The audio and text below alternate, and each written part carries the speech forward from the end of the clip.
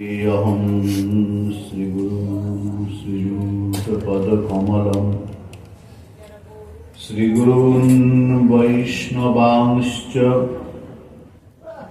श्रीरूपं साग्रजातं सहगण रघुनाथान्वितं तं सजीवं साद्वैतं सावधूतं परिजनसहितं श्रीकृष्णचैतन्यदेवं श्रीराधाकृष्णपादं सहगणललितं श्रीविशाखान्वितांश्च निगमकल्पतरोर्गलितं फलम् शुकमुखात् अमृतद्रवसंयुतं पीबत भागवत रसमालयं मुहुरहो रसिका भुवि भावुकाः श्रूयतां मे श्रूयतां नित्यं गीयतां मुदा चिन्ततां भक्ता श्रीचैतन्यचरितामृतम् अजानुलम्बितभुजौ कनकावदातौ सङ्कीर्तनैकपितरौ कमलायताक्षौ विश्वम्भरौ द्विजवरौ युगधर्मपालौ वन्दे जगत्प्रियकरौ करुणावतारौ जय रूप सनातन भट्ट रघुनाथ श्रीजीव गोपाल भट्ट दास रघुनाथ এই ছয় গোসাইয়ের করি চরণ বন্দন যাহা হইতে বিঘ্ন নাশ হয় অভীষ্ট পূরণ বাঞ্ছা কল্পতরুভশ্চ কৃপা সিন্ধুভ্যেব চ পতিতানাং পাবনেভ্যো वैष्णवेभ्यो नमो। हरे कृष्ण कृष्ण कृष्ण हरे हरे हरे राम राम राम श्री गुरुदेवानंद विदाय।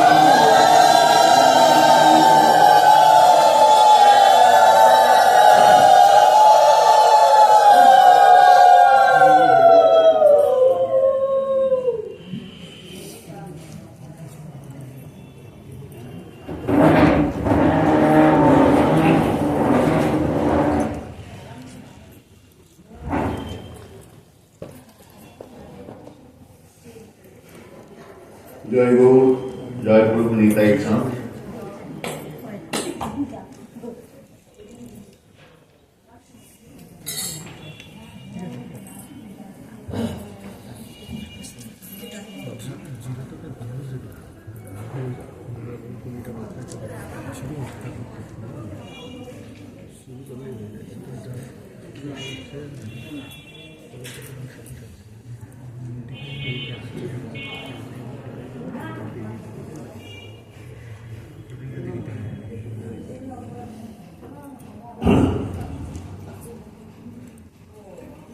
গতকাল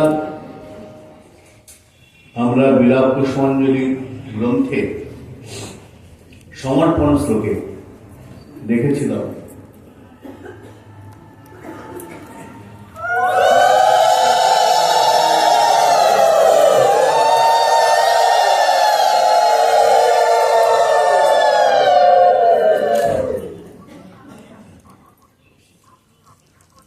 রঘুনাথ দাস গোস্বামীপাদ এই বিলাপ কুসুমাঞ্জলি গ্রন্থটি শ্রীমতী রাধারানীর চরণে সমর্পণ করেছেন। কেন? যেমন গ্রন্থের নাম বিলাপ কুসুমাঞ্জলি, যেমন পুষ্পাঞ্জলি দেবতার চরণে অর্পণ করা হয়, হাতের মধ্যে পুষ্পকে ধারণ করে দেবতার চরণে যে অঞ্জলি দান তাকে পুষ্পাঞ্জলি বলা হয়। রঘুনাথ দাস গোস্বামী চরণ তার এই বিরহ কুসুমের সজ্জিত যে অঞ্জলি, বিলাপ কুসুমাঞ্জলি, তা দান করছেন, অর্পণ করছেন শ্রীমতী রাধারানীর চরণে। তাই তিনি শেষে একদম বলছেন, ওই প্রণয় শালিনী প্রণয় পুষ্ট দর্শন আপ্তই প্রকাম অতিরোধ নেই প্রচুর দুঃখ দগ্ধাত্মনা বিলাপ কুসুমাঞ্জলির হৃদি নিধায় পাদাম বুঝে ময়া বত সমর্পিত স্তব তনদ তুষ্টি মনাকহ। রঘুনাথ দাস গোস্বামীপাদ তিনি বলছেন, হে রাধে, এই যে বিরহের কুসুম আমি বিভিন্ন জায়গা থেকে সংগ্রহ করেছি, বিরহের কুসুম দিয়ে মালা গেঁথেছি, পুষ্প সঞ্চয় করেছি, তোমাকে দেব, কাকে আর দেব? যদি রাধারানী বলেন, কেন? ঈশ্বর পরম কৃষ্ণ সচ্চিদানন্দ বিগ্রহ অনাদিরাদি গোবিন্দ সর্বকারণ কারণ তো আছেন, তিনি তো আছেন। গোবিন্দকে দাও, আমার চরণে কেন, আমার কাছে কেন? তুমি হে রঘুনাথ, যদি পুষ্পাঞ্জলি দিতেই হয়, যদি কুসুম দিতেই হয়, মালা পরাতেই হয়, শ্রী গোবিন্দকে দাও, স্বয়ং ভগবান কৃষ্ণ তাকে দাও, আমাকে কেন, আমাকে কেন দিস? যদি বলেন কৃষ্ণচন্দ্র আমাদের রঘুনাথ দাস গোস্বামীপাদ তার মঞ্জুরি স্বরূপে আবিষ্ট হয়ে বলছেন, তোমাকেই তো দেব। কেন? হে রাধে, তুমি যে প্রাণেশ্বরী, তুমি যে স্বামিনী, তুমি প্রণয়ের শালিনী, তুমি কৃপাময়ী। হে কৃপাময়ী রাধে, নিবেদন করি পদে ধৈর্য ধরি কলহশ্রবণ অদর্শন কালকূট বিষেতনু দগ্ধল এই দুঃখ না যায় সহন। দুঃখিনী সেবিকা আমি, তুয়া কৃপা ভিখারিণী, যদি কৃপা ন করো আমায়, বৃথাই আমার কথা প্রলাপের বাক্য যথা অকারণে পরিণতিতায়। রঘুনাথ দাস গোস্বামীপাদ বলছেন, হে রাধে, আমি যখন বিলাপ কুসুম লিখেছি, আমি ভেবে চিন্তা তো লিখিনি। পাগল যেমন প্রলাপ বলে, প্রলাপের বাক্য প্রায়, মিঠাই আমার কথা প্রলাপের বাক্য যথা, কি বলেছি না বলেছি আমি জানি না, কিন্তু আমার এই বিলাপ, তোমার যে বিরহ ব্যথা, আমি তো তোমাকেই জানাবো। কেন? বড় গরম করে রঘুনাথ দাস গোস্বামীপাদ বলছেন, আমার পরিচয় কি জানো? আমার পরিচয় হলো, খুব সুন্দর বলছেন, মোরা হই রাধার কিঙ্করি, রাধার প্রাণনাথ বলে ভোজি গিরিধারী। আমরা গিরিধারীকে ভজন করি গিরিধারীর জন্য নয়, কৃষ্ণকে ভালোবেসে নয়, ভগবান বলে নয়, ব্রজেন্দ্রনন্দন বলে নয়, আমরা কৃষ্ণকে ভালোবাসি হে রাধারানী তোমার প্রাণনাথ বলে। মোরা হই রাধার কিঙ্করি, কত গর্ব, গর্ব করে বলছেন আমার পরিচয় কি, আমি কিঙ্করি। কিঙ্করি মানে কিং করমিতি ইতি ভাব, সবসময় প্রস্তুত, আমায় কি করতে হবে, আমি কি করব, কি করবো মানে আমি কি সেবা করব, আমি রাধারানীর কি সেবা করতে পারি। সেই ভাবে আবিষ্ট হয়ে রঘুনাথ দাস গোস্বামীপাদ বলছেন, হে রাধে, আমি তো কিঙ্করি। কিঙ্করি মানে সবসময় প্রস্তুত থাকে, হাত জোর করে, যদি কোনো সেবার প্রয়োজন হয়, যদি আমার কোন রকম সেবা থাকে, সবসময় আপনি ডাকবেন তা তো নাও হতে পারে, আমাকে তো করতে হবে। আমার দৃষ্টি সবসময় সেবার দিকে, যেখানে সেবা আছে আমি সেইখানে সেবা করার জন্য একদম প্রস্তুত। কিং করমিতি ভাব, কিং করে ভাব, আমায় কি করতে হবে, যদি কেউ বলে দেয় আমি করবো, কেউ যদি না বলে আমি যেটা মনে করবো এটা করলে রাধারানীর সুখ হবে, গোবিন্দ সুখ হবে, এই ভেবে করবো, কিন্তু করবো, এটা আমার স্বভাব। আমি কিং করি, আমি হই কিং করি। কার কিং করি? ভগবানের, শ্রী গোবিন্দ বলছেন না, ও শ্রী গোবিন্দ অনেক কিং করে রয়েছে, আমি না, আমি হই, মোরা হই রাধার কিং করি। রাধার প্রাণনাথ বলে ভজি গিরিধারী, তিনি গিরিধারণ করতে পারেন, প্রধানাবাদ করতে পারেন, কালীয় দমন অনেক কাজ করেছেন, অনেক করুন, কিন্তু আমাদের মন প্রাণ সব কে রাধে তোমাকে দিয়েছে। তোমার প্রিয়জন, তুমি, তোমার আপনজন তুমি ভালোবাসো, তাই ভালোবাসো, না হলে নয়। তাই আমার বিরহের কথা, আমার পুষ্পাঞ্জলি, আমার যা কিছু রাধে, আমি তো তোমার তো চরণেই দেব। তাই আমি বিলাপ কুসুম অঞ্জলি ঘিরি, আমার এই বিলাপ কুসুম অন্য কোথাও ফুটেনি, হৃদয়ে ফুটেছে। বিলাপ কুসুম অঞ্জল হিরি, আমার হৃদয়ে তোমার বিরহে, তোমার সেবা আকাঙ্ক্ষায়, তোমার সেবা পাওয়ার জন্য যে আরতি, যে ব্যাকুলতা, যে আকুলতা, সেইগুলি পুষ্প হয়ে ফুটেছে আমার হৃদয় কাননে। সেই হৃদয় কানন থেকে কিছু পুষ্প চয়ন করে আমি হে রাধে তোমাকে দিতে এসেছি। বিলাপ কুসুমাঞ্জলি হেরি। রাধারানী বলছেন যে কোথায় দেবে? আমার হাতে দাও পুষ্পাঞ্জলি। বলেন না, পদাব্বজম, হে রাধে তোমার চরণ পদ দিয়ে দেব। কেন? বলে না, আমি পদাম্বুজম, আমি তোমার চরণেই দেব রাধে আমার বিলাপ কুসুম। হৃদয়ে যেগুলো ফুটেছে তোমাকে দেব, তোমার চরণে দেব। কেন আমার চরণে দেবে? কেন?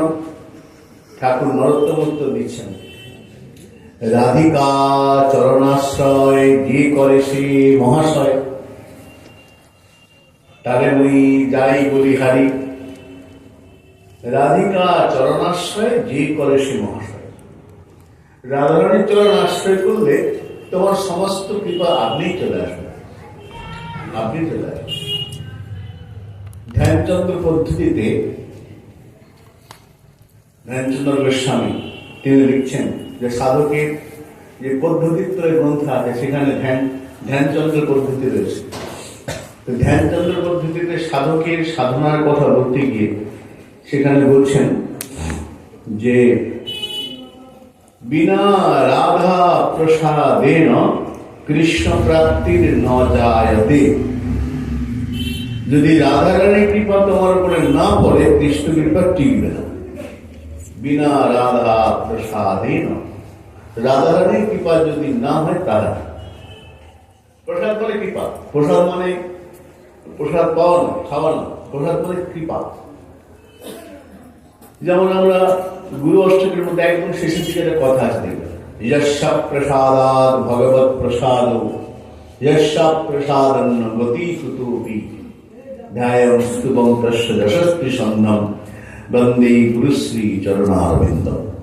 সেখানে বলছেন যে যদি গুরু কৃপা না হয়, যস্যা প্রসাদাৎ ভগবৎ প্রসাদ, যার কৃপা হলে ভগবানের কৃপা হবে। ভগবত কৃপা গুরু কৃপার অপেক্ষা রাখে। যস্য প্রসাদাৎ ভগবৎ প্রসাদ, যার কৃপা হলে ভগবত কৃপা হবে। যিনি অপ্রসন্ন হলে ভগবত কৃপা আসবে না, নগদেই কোনো উপায় নাই অপ্রসন্ন হবে। আমাদের শ্রীরাম নবদ্বীপে ছিলেন রমাবন্দ্র রমকৃষ্ণ, তার মুখে একবার শুনেছিলাম, তিনি বলছিলেন যে গুরু কৃপা, উনি ওনার মতো বলেছেন, বলছেন গুরু কৃপা কিরকম জানো? বলে মনে করো তোমার বাড়িতে প্রধানমন্ত্রী আসছে, এখন প্রধানমন্ত্রী আসছে তো রাস্তায় যে হোমগার্ড দাঁড়িয়ে, সে যদি আটকে দেয় গাড়িটা, গাড়ি আর যাবে না। তো ভগবত কৃপা তোমার প্রতি আসছে, মনে করো ভগবত কৃপা আসছে, গুরুদেব যদি মনে করে গুরু অপ্রসন্ন হন, ওই কৃপাটা আটকে দেবে, ভগবান কৃপা তখন কাজ করবে না। কেন? নগতি কুতোপি, গুরু যদি অপ্রসন্ন হয়ে যান কাজ হবে না। গুরু কৃপার উপর নির্ভর করে, গুরু কৃপা ভগবত কৃপাকে বহন করে নিয়ে আসে। যেমন মা গঙ্গাকে মকর বহন করে নিয়ে আসে, মকর বাহিনী গঙ্গা, মকর গঙ্গাকে বহন করে নিয়ে যায়, ঠিক তেমনি ভগবত কৃপা এমনি হবে না, ভগবত কৃপাকে বহন করে নিয়ে যাবে গুরু কৃপা। যস্য প্রসাদা ভগবত প্রসাদ, যস্য প্রসাদ নবতি কুসুমী। তো তাই ধ্যানচন্দ্র পদ্ধতিতে সিদ্ধান্ত করছেন যে তুমি যেটা চাইছো, স্মরণে মননে যদি প্রবেশ করতে চাও, তো বিনা রাধা প্রসাদেন কৃষ্ণ প্রাপ্তির ন যায়। ভগবানকে পেতে গেলে, কৃষ্ণ পেতে গেলে তোমাকে রাধা কৃপার অবশ্যই প্রয়োজন আছে।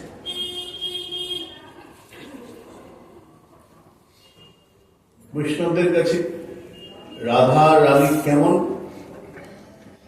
বলেন, কোন কৃষ্ণ বিগ্রহ দেখলে যদি সেই বিগ্রহের পাশে রাধা রানীকে না দেখেন কোন বৈষ্ণব, বিশেষ করে মহাপ্রভুর গৌরানুগত্যের যে রূপানুগ ভজন পদ্ধতি, রূপানুগ ভজন পদ্ধতিতে বলছেন যদি কৃষ্ণচন্দ্রের পাশে রাধা রানীকে না দেখি না, গায়ে জ্বালা হয়, সপ্তমঙ্গলবর, মনে হচ্ছে গায়ে একটু গরম কয়লা ঠেসে ধরলে যে কষ্ট হয়, সেরকম কষ্ট হয় যদি গোবিন্দ বিগ্রহের পাশে রাধা রানী না থাকে।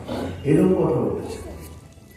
অর্থাৎ এই যারা মন্দিরী হবেন, মন্দিরী স্বরূপের ভজন, সেখানে কিন্তু বিনা রাধা রাধাকে যারা ভাবতেই পারবে। রাধা স্নেহালিকা 5 রকম সখী আছে, তার মধ্যে এরা হচ্ছেন রাধা স্নেহালিকা। কিছু বোঝেন না রাধা ছাড়া। তাই রঘুনাথ বলছেন যে, রঘুনাথ গোস্বামীচরণ বলছেন, আমি হে রাধে তোমার চরণ দেব, নিধাবে পাদম বুঝে, তোমার চরণ কমলে আমার এই পুষ্পাঞ্জলি, বিরহের যে কুসুম, সেই কুসুমগুলো একমাত্র তোমার চরণই শোভা পাবে। নিধায় পাদম বুঝে সমর্পিত স্তব, আমি হে রাধে তোমার চরণ কমলে আমি অর্পণ করবো এই পুষ্পাঞ্জলি। রাধারানী বলছেন, তুমি আমার চরণে পুষ্প দেবে রঘুনাথ, আমি কি তোমাকে বলেছি দিতে? আমি তো বলিনি, আমি তোমাকে চাইও নি। তুমি যে দেবে, আমি তো নাও নিতে পারি।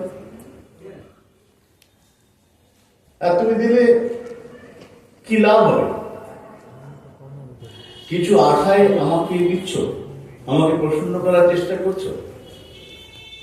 যদি রাধারানী প্রশ্ন করেন, তখন বলছেন, হে রাধে শোনো, রাধারানী যদি বলেন, রঘুনাথ তুমি যে চাচ্ছ আমার থেকে, এটা অতি দুর্লভ বস্তু, আমার চরণ চাইছে, তো চরণে দেবে, তো আমার চরণ আমি তোমাকে দেব, আমি তো বলি না। তুমি কি করে ভাবলে আমার চরণে পুষ্পাঞ্জলি দেবে আমি রাজি হব? আমি তো রাজি নাও হতে পারি। আর তুমি দিলে আমি যে নেব, তার তো নিশ্চয়তা নেই। তখন রঘুনাথ দাস কৃষ্ণ বলছেন, সম্বোধন প্রথমে, ওই প্রণয় শালিনী, ওগো কৃপাময়ী রাধে, ওগো করুণাময়ী রাধে। তুমি তো করুণাময়ী, আমি জানি তুমি কৃপা করবেই। কেন? তুমি তো কৃষ্ণ প্রেমদায়িনী, কৃষ্ণ ভক্তি প্রদায়িনী, তুমি তো প্রেমময়ী রাধে, তুমি দেবে, চরণের ফুল তুমি দেবে, আপত্তি করবে না। আমি তো আমার স্থির বিশ্বাস। রঘুনাথ দাস কৃষ্ণ বলছেন, শোনো, আমার যোগ্যতা নেই, আমি তোমাকে পুষ্পাঞ্জলি দেব, আমার সেই যোগ্যতা নেই, কিন্তু তোমার তো করুণা আছে, তুমি তো কৃপাময়ী। আমি হতে পারি অধম, অকৃতি, সুকৃতিহীন, কোন সুকৃতি নেই, কিন্তু তুমি, আচ্ছা যদি তুমি নাও দাও, আমি তো কাঁদতে পারবো, এটা তুমি আটকাতে পারো না। আমি রোদন করবো, নাই পারবো, কিন্তু আমি তো কাঁদতে পারবো। আমি কেঁদে কেঁদে, তুমি যে অবস্থায় রাখো, আমি কাঁদবো, এটা তুমি আমাকে কেড়ে নিতে পারো না। আর তুমি দেবে আমি জানি, কেন? আমরা একটু গীত গোবিন্দে গেলে সেখানে দেখতে পাবো, গীত গোবিন্দে সেখানে জয়দেব লিখছেন যে দেহি পদ পল্লব উদাহরণ, একটা শ্লোক আছে। জয়দেব বলছেন, জয়দেব যখন পদ লিখছেন, এই পদটা জয়দেব লিখতে পারেন, তার আগে লিখেছেন তমসী আমার জীবন, হে রাধে তুমি আমার জীবন। রাধারণীর মান হয়েছে, কিছুতেই মান ভাঙছেন। শ্রী গোবিন্দ মান ভাগবার অনেক রকম চেষ্টা করছেন, বললেন বদসী যদি কিঞ্চিদপি রাধে, আচ্ছা মান করেছে বলেছ, একটু দুটো কথা তো বলতে পারো, বদসী যদি কিঞ্চিত একটু কথা বলো। কেন? শ্রী গোবিন্দ মনে মনে ভাবছেন যদি কথা বলে দাঁত তো প্রকাশ হবে, কথা বলতে গেলে দাঁত তো বেরোবে, আর দাঁত বেরোনো মানে হেসে ফেলবে, কথা বলতে গেলে মানটা বেড়ে যাবে। তাই বদসী যদি কিঞ্চিত কিঞ্চিত একটু কথা বলো, দন্ত রুচি কৌমতি, যদি একটু কথা বলো তোমার দাঁতগুলো তো দেখা যাবে সাদা সাদা দাঁত, প্রসন্নতার লক্ষণ, সাত্বিক গুণ সম্পন্ন। তাই বদসী যদি কিঞ্চিত দন্ত রুচি কৌমতি। রাধারানী বুঝতে পেরেছেন আমাকে কথা বলাবার মান ভাঙাবার চেষ্টা করছেন, রাধারানী কিছু বলছেন। শ্রী গোবিন্দ আবার বললেন তমসী মম জীবন, রাধে তুমি আমার জীবন। পদকর্তা পদবলী পর্যায়ে বললেন তুমি সে আমার প্রাণ। গোবিন্দ শ্রীমতী রাধারানী দুর্জয় মান হয়েছে, মান ভাঙছেন। মরগরল খণ্ডন, রাধে তুমি একবার আমার দিকে তাকাও, একবার দৃষ্টিপাত করো, আমি জ্বলছি। যেমন তীব্র দহন তাপে, সূর্যের প্রচন্ড প্রখর তাপে যেমন অত্যন্ত কষ্ট হয়, আমি সেরকম তীব্র বিরহ তাপে জ্বলছি। স্মরগরল খণ্ডন। রাধারানী কিছুই উত্তর দিচ্ছেন না। শ্রী গোবিন্দ বলছেন মম শিরসি মন্দান, আমি মাথাটা তোমাকে দিলাম। এইখানে কি কলমটা আটকে গেছে, জয়দেব আর লিখতে পারছেন, এটা কি করে করবো? ভগবান জগদীশ্বর যাই হোক জগন্নাথ, তাকে দিয়ে রাধারানীর চরণের মাথার নব, জয়দেবের কলম থমকে গেছে। জয়দেব তিনি কিছুতে স্থির করতে পারছেন, এটা কি করে দিবেন? বললেন স্নান করে আসে। আমরা সকলে জানি তারা স্নান করতে গেলে কৃষ্ণচন্দ্র এসে জয়দেবের ছদ্মবেশে লিখে দিলেন পদটা। কি পদ শেষ করলেন? দেহি পদ পল্লব উদাহরণ, তোমার চরণটা আমাকে দাও। এইবার এইখানে টিকানন্দ আস্বাদন করছেন যে কৃষ্ণচন্দ্র যখন গোবিন্দকে, কৃষ্ণচন্দ্রকে যখন শ্রীমতী রাধারানী বলছেন, এই কৃষ্ণচন্দ্র বলছেন রাধে দেহি পদ পল্লব, তোমার চরণ আমাকে দাও। দেহি পদ পল্লব, দেহি পদ, তোমার চরণকে দাও। কৃষ্ণচন্দ্র যদি বলেন দেখো, এই রাধারানী যদি বলেন দেখো প্রাণনা তুমি আমার চরণ চাইছো, যদি রাধারানী কৃষ্ণচন্দ্রকে বলেন দেখো প্রাণনা তুমি চরণ চাইছো, কিন্তু চরণটা তো আমার, আর আমার চরণ তোমার কি কাজে লাগে, কেন লাগে? তো তখন কৃষ্ণচন্দ্র বলছেন ওই যে আগে বললাম স্মরগরল খণ্ডন, তীব্র তাপে আমি জ্বলছি। যখন কোনো ব্যক্তি তীব্র তাপে, জ্যৈষ্ঠ মাস প্রচন্ড গরম, মাটি গরম, উপরে গরম, বাতাস গরম, তখন কি করবে? চারিদিকে তাপ। এই তাপ থেকে বাঁচবার জন্য সেই পথিক ক্লান্ত শ্রান্ত হয়ে কোথায় যাবে? বৃক্ষের তলায় আসতে হবে। কেন? যত গরমই থাক বৃক্ষের তলায় বসলে পারে গাছের পাতা কি করবে? তাপ থেকে নিবারণ করবে। আসলে তাপ নিবারণ করবে না, সূর্যের তাপটাকে আটকাবে, আর বৃক্ষের পাতাগুলো হালকা হালকা বাতাস দেবে, শীতলতা এনে দেবে। তো বৃক্ষ কি করে? শীতলতা এনে দেয়, তাপ থেকে রক্ষা করে। এটা বৃক্ষের স্বভাব ভালো। গাছের পাতাকে বলে পল্লব, বলে না আম্র পল্লব, পঞ্চপল্লব, পল্লব মানে পাতা। হে রাধে, আমি তোমার চরণটা আশ্রয় এই জন্য করতে চাইছি, তোমার চরণে অনেকগুলো আঙুল আছে। আঙুল, চরণে অঙ্গুলি আছে, অঙ্গুলি অঙ্গুলি নয়, পল্লব। দেহি পদ পল্লব, তোমার চরণের যে অঙ্গুলি, চরণ, ওইটা পল্লবের মতো। পল্লব যেমন তাপ থেকে রক্ষা করে, পল্লব যেমন শীতলা টেনে দেয়, ঠিক তেমনি দেহি পদপল্লব। এইবার শ্রীমতী রাধারানী বলছেন, হে গোবিন্দ, তুমি আমার চরণ চাইছ তীব্র তাপ থেকে বাঁচবার জন্য। এখন দেখো, তুমি আশ্রয় চাইছ, তুমি আশ্রয় পার্থ। আশ্রয় দেওয়া না দেওয়া আশ্রয় দাতার উপর নির্ভর করে। তুমি যে আমাকে বলছো চরণ দাও, আমার চরণ তো, তোমার চরণ, চরণটা আমার। রাধারানী বলছেন চরণটা তো আমার, দেব কি দেব না এটা আমার ইচ্ছার উপর নির্ভর করে। আমি তো নাও দিতে পারি, তুমি আশ্রয় চাইছো নাও দিতে পারি। কেন? আমাদের চাণক্য শ্লোকে বলা আছে, অজ্ঞাত পুরস্কর্ষ। অনেক সময় অজ্ঞাত ব্যক্তিকে, অচান্দককে কোনো ফট করে আশ্রয় দিতে নেই, নিষেধ আছে। তো তোমাকে আমি দেবো, তার কেন দেবো? নাও দিতে পারি, এটা আমার ইচ্ছা। তখন শ্রীমতী রাধারানী, এই শ্রী গোবিন্দ বলছেন, আমি জানি তুমি দেবে, তুমি আশ্রয় দেবে। কি করে জানো? বলে ওই যে দেহি পদ পল্লব উদারম। তুমি তো উদার, তুমি কৃপাময়ী। যেহেতু তুমি করুণাময়ী, কৃপাময়ী, প্রেমময়ী, আমার স্থির বিশ্বাস তুমি আমাকে আশ্রয় দেবে। দেহি পদ পল্লব। রঘুনাথ দাস বসুপাদ বলছেন, ওই প্রণয়ের স্বামী, হে কৃপাময়ী রাধে, আমার বিশ্বাস, আমি জানি তুমি আমাকে এই কৃপা করবে, তোমার চরণে আমার বিরহ কুসুম অশ্রু বিরাট আমি অর্পণ করবো, সমর্পিত স্তব। তুমি কৃপাময়ী। বৈষ্ণব জীবনীতে রাধারানী কেমন করুণাময়ী? বলে করুণাময়ী, রাধারানীর করুণার সীমা নেই, রাধারানীর করুণার সীমা নেই। রাধারানী প্রেমময়ী, প্রেমবতী নয়। রাধারানী প্রেমময়ী। প্রেমবতী আর প্রেমময়ীর মধ্যে পার্থক্য আছে। প্রেমবতী, প্রেমবতী, প্রেমময়ী, দুটো পার্থক্য। কি পার্থক্য? প্রেমবতী মানে যার মধ্যে প্রেম রয়েছে। যেমন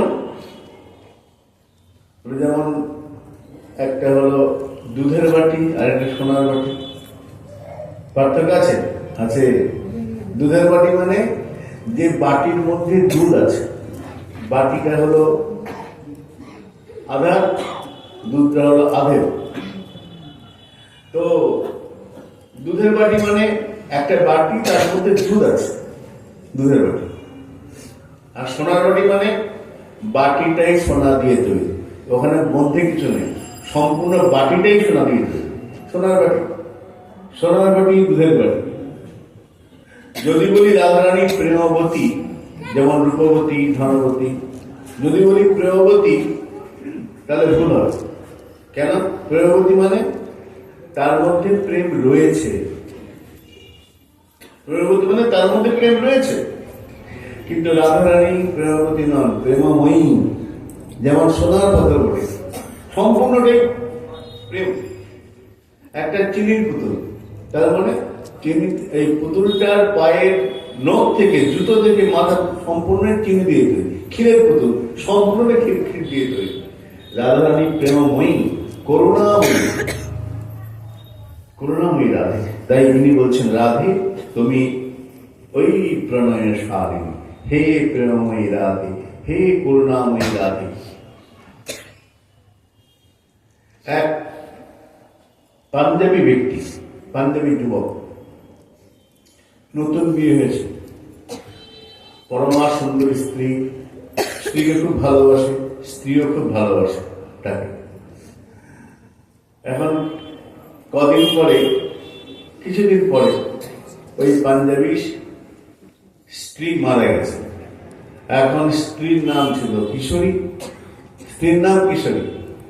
এখন স্ত্রীর প্রেমে পাগল হয়ে লোকটা, পাঞ্জাবি লোকটা, হা কিশোরী, হা কিশোরী, কোথায় কিশোরী করতে করতে ঘুরছে, ঘুরতে ঘুরতে ঘুরতে ঘুরতে পাগল পাগল হয়ে গেছে।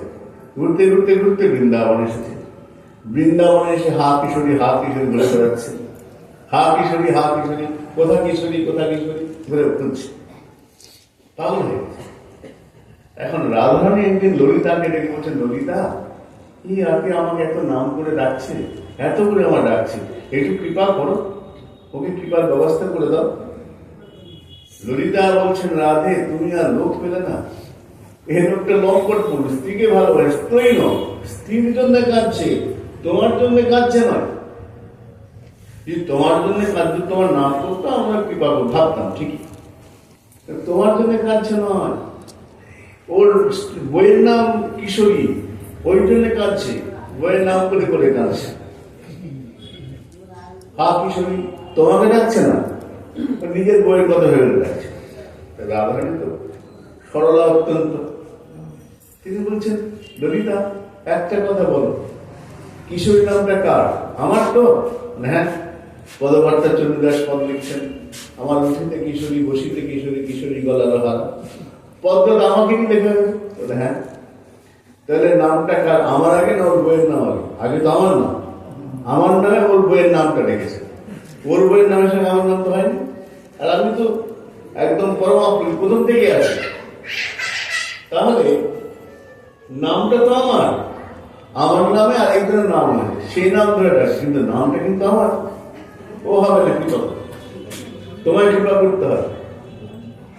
ললিতা বলছেন, রাধে তোমার করুণার আর শেষ নেই, তোমাকে ডাকেনি, অন্যকে ডাকছে, কি বলছে আমার নাম। আচ্ছা বেশ, কৃপা হবে। তারপরে সাধু এলেন, তাকে দীক্ষা দিলেন, তার নামে হলো কিশোরী দাস বাবা। হ্যাঁ, তো সাধুই হয়ে গেল। তো এখানে বলছেন, রাধারানী তোমার কত করুণা, হে কৃপাময়ী রাধে, করুণাময়ী রাধে। আমরা নিঃসন্ত পদের মধ্যে পাই, সেখানে রঘুনাথ দাস গোস্বামীর একটি পদ আছে, গোসাই রাধা কুণ্ডের তীরে ডাকে রাধে রাধে, কেঁদে কেঁদে কেঁদে ডাকে রাধে রাধে, তোমার কামাল তোমায় ডাকে রাধে রাধে। কীর্তন আছে, মুখ নিঃসন্ত পদের মধ্যে,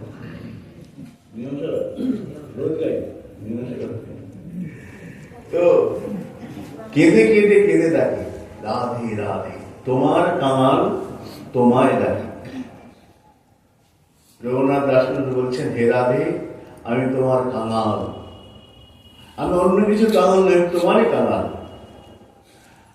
আরেকটা লাইনে বলছেন আখরে, দাস রঘুনাথের আর কে আছে? আর তো কেউ নেই।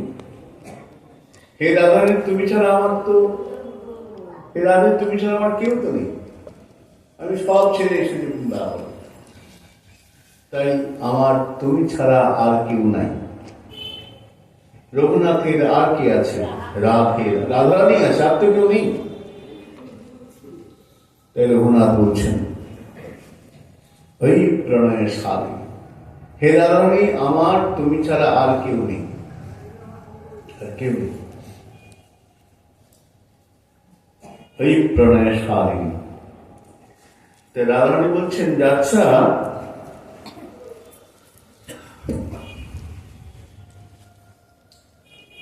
তুমি তো আমাকে দেবে, চরণে পুষ্পাঞ্জলি দেবে, তো হঠাৎ আমার চরণে পুষ্পাঞ্জলি দেবার তোমার ইচ্ছা কেন হল? শ্রীমতী রাধারানী যেন রঘুনাথকে প্রশ্ন করছেন, হে রঘুনাথ তোমার হঠাৎ আমার চরণে পুষ্পাঞ্জলি দেবার ইচ্ছাটা কেন হল? রঘুনাথ উত্তর দিচ্ছেন, প্রকাম অতি রোদনে, তোমার বিরহে কাঁদতে কাঁদতে প্রচুর দুঃখ দগ্ধাত মনা, তোমার বিরহে দুঃখে আমি জ্বলছি, দুঃখ জ্বালায় জ্বলতে জ্বলতে ভাবলাম তোমার চরণ চিন্তা না করবে, তোমার চরণকে না ভাবলে এই দুঃখ, এই বিরহ আমার তো যাবে না, বিরহ জ্বালা প্রচুর দুগ্ধ দগ্ধাত্মা, আমার আত্মাটা তোমার বিরহে দুঃখে দগ্ধীভূত হয়ে গেছে। একমাত্র সান্ত্বনা বাড়ি তোমার করুণা, তোমার চরণ, আর কোনো উপায় নেই। প্রচুর দুঃখ দগ্ধাত্মা, এত দুঃখ বোঝানো যাবে না, দুগ্ধে আমার আত্মাটা দুঃখে আমার আত্মা দগ্ধীভূত হয়ে প্রচুর দুঃখ দগ্ধাত্মনা। তাই আমি কাঁদছি, অতি রোদন নাই, শুধু রোদন নয়, আমার যে রোদন অতি রোদ নাই, আমার কান্না ছাড়া আর কোনো উপায় নেই। হে রাধে, দুঃখে হৃদয় আমার ফুলে যাচ্ছে, আমি তোমাকে ভাষায় বোঝাতে পারবো না। আমরা বাসু ঘোষ পদকর্তা বাসুদেব ঘোষ অনেক পদ লিখেছেন মহাপ্রভু। তিনি মহাপ্রভুর অনেক পদ লিখেছেন, মহাপ্রভু অত্যন্ত ভালোবাসেন। প্রভু যখন নীলাচলে গেছেন গৌর সুন্দর, উনি তমলুকে গিয়ে আশ্রম করলেন। সেখানে স্বামী স্ত্রী আছেন, ভজন নিয়ে আছেন। হঠাৎ তার কাছে খবর এলো প্রভু নাই। গৌর সুন্দরের অপ্রকট লীলার প্রসঙ্গ তার কাছে এলো। গৌরাঙ্গ বিরহী বাসুদেব ঘোষ পাগল করা হয়ে গেছে, তাকে ধরে রাখা যাচ্ছে না, তবু ধরে রাখা যাচ্ছে না। বাসু ঘোষের হিয়া পাষাণ দিয়া বলছেন, আমার হৃদয় পাষাণ হয়ে গেল। গৌর সুন্দর অপ্রকট, আমি বেঁচে আছি এখনো, কেন বেঁচে আছি? অত্যন্ত দুঃখী হয়ে পাগল করা হয়ে গিয়েছেন। বাসু ঘোষ তার শিষ্যদের বললেন, এখানে গর্ত করো, আমি গর্তে প্রবেশ করব, প্রাণত্যাগ করব। শিষ্যরা কি করবেন বুঝতে পারছেন না। বাসু ঘোষ প্রায় পাগল, আমাকে ছেড়ে দাও, আমি এই গর্তের মধ্যে বসবো, গৌর চিন্তনে বসবো, গৌর ছাড়া আর কিছু দেখবো না। গৌর নেই, জগৎকে দেখবোই না, জগতের দিকে তাকাবোই না। কাপড় নিয়ে এসে নিজের চোখ দুটো দুজনে কর্তাগিনী বেঁধে নিয়েছেন, গর্ত ঘুরে গর্তের মধ্যে প্রবেশ করেছেন। শিষ্যদের বললেন, মাটি ঢেলে দাও, মাটি দাও। শিষ্য বললেন, বাবা আজকের দিনটা দেখি, দাঁড়ান, শান্ত হন, শান্ত হন। গর্তের মধ্যে দুজনে বসে আছে কর্তাগিনী, আর চোখের জলে বুক ভেসে যায়। এই জগতে আর কিছু দেখবো না, গৌর নেই, আর কিছু দেখবো না। তীব্র গৌর বিরহ, চোখ দুটো কাপড়ে বেঁধে দিয়েছে, গর্তের মধ্যে বসে রয়েছে। মধ্যরাত্রিতে হঠাৎ বাসুদেব ঘোষ দেখছেন, কি যেন তার ওই মাথা কপালে যে বেঁধেছিলেন চোখে কাপড় খুলে দিয়েছে, হালকা স্পর্শ। বাসুদেব, কে আমার চোখের বাঁধন খুলে দিলে? উত্তর বিষয় হল, যার জন্য তুমি দুঃখ পাচ্ছ, আমি সেই তোমার গৌর। বাসুদেব চোখ খুলেছেন, সামনে গৌর সুন্দর। তুমি এসেছো, তুমি এসেছো বলে, আমি তো তোমার পাশেই আছি, আমি তোমার ছেড়ে যাইনি, লীলার জন্য প্রয়োজন, কিন্তু আমি তোমার পাশেই আছি। তুমি যখনই ভাববে আমাকে, স্ফূর্তিতে আমি তোমাকে দর্শন দেব, স্ফূর্তি হবে, তা আমি তোমার সঙ্গে আছি, দুঃখ করো না। পরের দিন সকালে উঠলেন, তো ওইখানে গর্ত করা হয়েছে, পোতা হবে, সেই জন্য ওই স্থানটার নাম নরপোতা। এখন নাম তমলুকে মন্দির আছে, মহাপ্রভু মন্দির, নরপোতা মন্দির। দেখুন বিরহ জ্বালাটা গেল, না বাঁচি পড়া, তুমি না থাকলে বাঁচার ইচ্ছাটাই চলে যায়। রঘুনাথ দাস বলছেন যে, প্রচুর দুঃখ দগ্ধাত্মনা, হে রাধে, তোমার অদর্শন বিনে, তোমার দর্শন হচ্ছে না। শ্রীমতী রাধারণের আবেশে মহাপ্রভু বলছেন, তোমার দর্শন বিনে অধন্য এই রাত্রি দিনে এই কাল কাটানো যায়।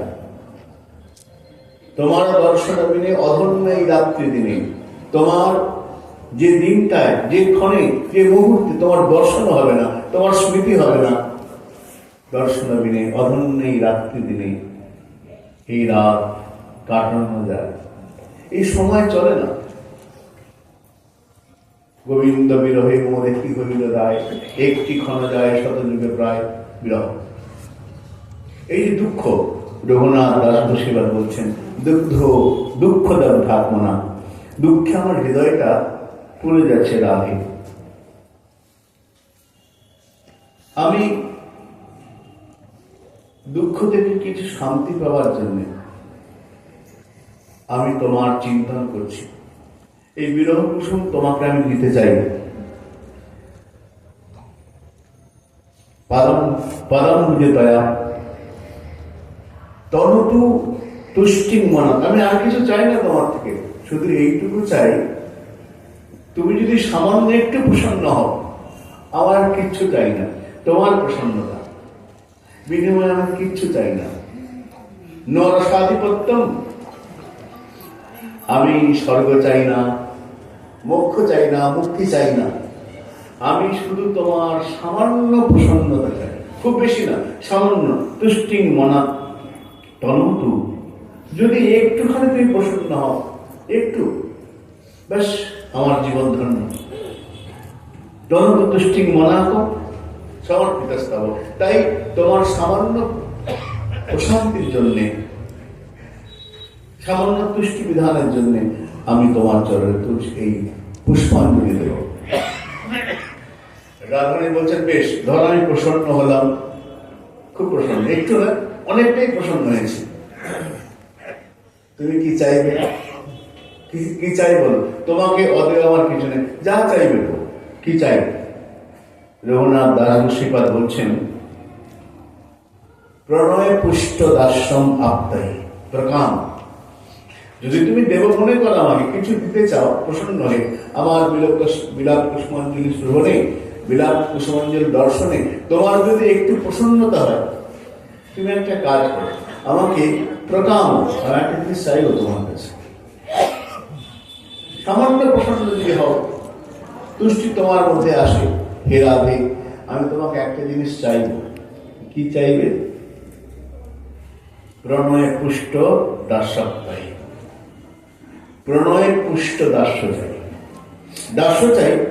দাস্য কিরকম? শাস্ত্র বলে দাস্য যে মানে দাস, দাসের লক্ষণ আছে, যে কোনো লোক দাস হতে পারবে না। চৈতন্য ভাগবতে বলছেন, অল্প ভাগ্যে দাস নাহি করে ভগবান। এই দাস, আমি দাস, এই বোধটা সামান্য পুণ্য অর্জনের স্বীকৃতির দ্বারা হয় না। অল্প ভাগ্যে দাস নাহি করে ভগবান।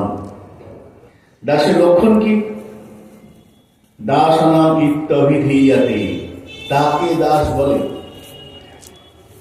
প্রভু গোস্বামী বলছেন, তাকে দাস বলে। তাকে যে কোনো কাজ করলি বলে না, যে কোনো কাজ করলে দাস হবে। দাস কাকে বলে? দেহ ইন্দ্রিয় বা চেত ধর্ম কামার্থ কর্মানম ভগবত অর্পণম কৃত্বা দাসম ইত্য অভিধীয়তে। দাস শব্দটা তার ক্ষেত্রে লাগবে যে ব্যক্তি দেহ, ইন্দ্রিয়, বাক্য, চিত্ত, কর্ম, ধর্ম যা কিছু আছে, একটা ব্যক্তির যা কিছু থাকতে পারে, দেহ, ইন্দ্রিয়, বাক্য, চিত্ত, মন, ধর্ম, কর্ম যা কিছু আছে, সব ভগবত অর্পণম কৃত্বা, ভগবানকে অর্পণ করবে। দেহ, মন যা কিছু আছে সব ভগবান অর্পণ। অবধি সামন্ত বলে এক সাধু, তিনি একটা খুব সুন্দর দৃষ্টান্ত দিচ্ছেন। তিনি বলছেন, একটা রাজার কাছে একটা রাজার সেবকের প্রয়োজন। রাজার সেবকের প্রয়োজন, তো রাজা মন্ত্রীকে বলছে, ভালো সেবক দেখো তো, ভালো সেবক। মন্ত্রী বলে, মহারাজ আপনি সেবক খুঁজছেন তো কিরকম সেবক চাই? কোন কাজের জন্য? কোন কাজের জন্য সেবক চাই? কোন কাজ? কি কি কাজ তাকে করতে হবে? রাজা বলছেন, আমার সব কাজ, আমার যা যা করতে হবে, আমার সব কাজের জন্য তার লোক লাগবে, আমার সঙ্গে থাকবে, আমার সব কাজ, আমার যখন যেটা প্রয়োজন আমার জন্য লাগে, অন্য লোকের জন্য না। আমার সবসময় কাজ করবে এমন একটা লোকের প্রয়োজন। মন্ত্রী বলেন বেশ। মন্ত্রীর খুঁজে একটা লোক পেয়েছে। তিনি বলে যাও মহারাজের সাথে দেখা করে আসো, মহারাজ একটা সেবক চাইছে, তুমি যাও। লোকটা এসে দাঁড়িয়েছে রাজার সামনে। রাজার সামনে দাঁড়িয়েছে, রাজা সিংহাসনে বসে আছে। রাজা বলে, ও তোমাকে বুঝি আমার কাজের জন্যে মন্ত্রী পাঠিয়েছে? বলে হ্যাঁ, মন্ত্রী আমাকে আপনার কাছে পাঠিয়েছে। আপনার কি সব কাজ করতে হবে বলুন, আমি করতে পারি। তুমি কি কাজ করতে পারো? যা বলবেন, আমার এটাই তো কাজ। আপনি যখন যা বলবেন সেই কাজটা করে দেয় আমার কাজ। আচ্ছা, কারণ আমি যখন যা বলবো করে দেবে? বলে হ্যাঁ। আমি যদি তোমাকে জল আনতে বলি, হ্যাঁ দেবো। যদি ঘর মুছতে বলি, হ্যাঁ মুছে দেবো। আপনি আমাকে যখন যে কাজ করতে বলবেন আমি তখন সেই কাজটা করব। বাহ, বেশ বেশ। আচ্ছা, তোমার নামটা কি বলো তো? কাজ তো করবে, তোমাকে ডাকতে হবে তো। এই আমার কাজটা করে দিয়ে যা, বলবো তো। তোমার নাম কি? কি নামে ডাকবো তোমার? কি নাম তোমার? লোকটা হাত জোর করে বললো, আপনি আমাকে যে নামে ডেকে প্রসন্ন হবেন সেটাই আমার নাম। আমার নতুন কোনো নাম নেই। আপনি আমাকে যে নামে ডাকবেন, যা বলে ডাকবেন, যা বলে ডাকতে আপনার সুবিধা হয়, আমার সেটাই নাম। আমার এমনি কোনো নাম নেই। রাজা বেশ মজা করল, বেশ ভালো লাগতো। নিজের কোনো নাম নেই? নাম নেই। আপনি যে নামে ডাকবেন, আপনি আমাকে যে নাম দেবেন, যেভাবে ডাকবেন, আমি সেই নামে উত্তর দিই। আচ্ছা বেশ। আচ্ছা, তুমি তো আমার থাকবে, কাজ টাজ করবে, তো তুমি কিরকম পোশাক পরতে পছন্দ করো বলো? আমি আমার লোককে বলে দেবো, তোমাকে সেরকম পোশাক কিনে দেবে। যেমন পোশাক, যেমন ডিজাইন তোমার পছন্দ, বলো কিরকম পোশাক পরতে ভালোবাসো, আমি তোমাকে সেই রকম পোশাক। তোমার তো পোশাক লাগবে। লোকটা হাত জোর করে বলে, লোকটা হাত জোর করে বলছে, দেখুন মহারাজ, আপনি আমাকে যেমন পোশাক দেবেন আমি সেরকম, আমার কোনো অভিরুচি নেই। আপনি যে পোশাক দেবেন আমি সেই পোশাকই পরব। আমার কোনো চাহিদা আপনার কাছ থেকে, আপনার পুরনো পোশাক দিতে পারেন, আপনি যা দেবেন আমি সেটাই করব। রাজার বেশ মজা লেগেছে, ভালো লেগেছে। বাহ, বলছে কোনো নাম নেই, যে নামে ডাকবেন সেই নামে আমি রাজি। কোনো পোশাকের চাহিদা নেই, ওটা দিতে হবে, এটা ছাড়া পড়বো না, এরকম নেই। আমি যা দেবো তাই করবো। আচ্ছা বলো, তুমি কি খাবে? তুমি তো আমার সাথে থাকবে, তোমার খাওয়া পড়া, কি খাবে, কিরকম রুচি বলো। তুমি যেমন রুচি আমার রসোই আছে বলে দেবো। লোকটা হেসে বলে, আমার কোনো রুচি নেই, আপনি আমাকে খুশি হয়ে যা দেবেন সেটাই খাবো। আপনি যা দেবেন তাতে আমার পেট ভরে যাবে, আমার কোনো খাওয়া নেই, কোনো বাদ বিচার নেই। বাহ, ভালো। আচ্ছা, শেষ প্রশ্ন, তোমাকে আমার শেষ প্রশ্ন। তুমি আমার কাছে থাকবে তো কাজ করবে। তুমি দেখলাম খাবার জন্য কোনো বাসনা নেই, তোমার পোশাকের কোনো চিন্তা নেই, নামের জন্য কোনো ভাবনা নেই।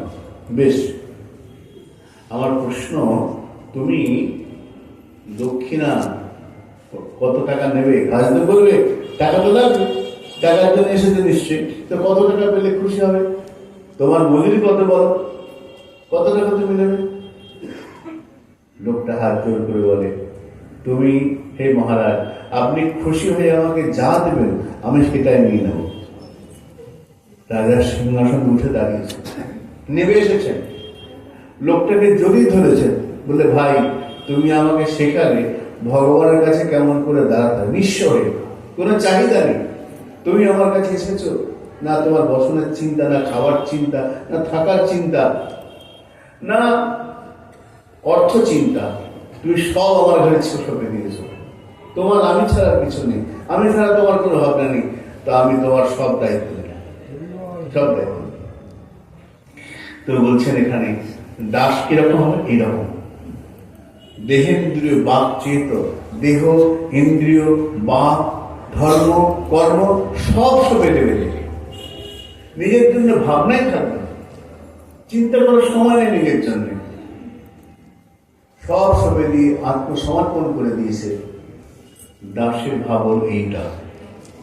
রবীন্দ্রনাথ বলছেন, আমার আমি ধুয়ে মুছে তোমার মাঝে যাবে বুঝে, সেদিন আমার কবে হবে, কবে আমার আমিত্বটা মুছে গিয়ে সব তোমার মধ্যে চলে যাবে, সেই দিনটা আমার কবে আসবে। দাসের লক্ষণ এরকম, দাস এইরকমই হবে।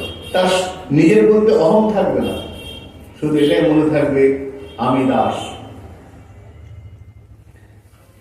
হনুমানজি রামচন্দ্রের সামনে গিয়ে দাঁড়িয়েছেন। দাসভক্তির চরম দৃষ্টান্ত উদাহরণ হনুমানজি। হনুমানজি রামচন্দ্রের সামনে দাঁড়িয়েছেন। রামচন্দ্র হনুমানকে দেখে অত্যন্ত খুশি প্রীত হয়ে বলছেন, হনুমান, তোমাকে আমার বেশ কিছুদিন থেকে মনে হচ্ছে কিছু দেব, কিছু দিতে চাই। তো হনুমান, তোমাকে অদেয়তা আমার কিছু নেই?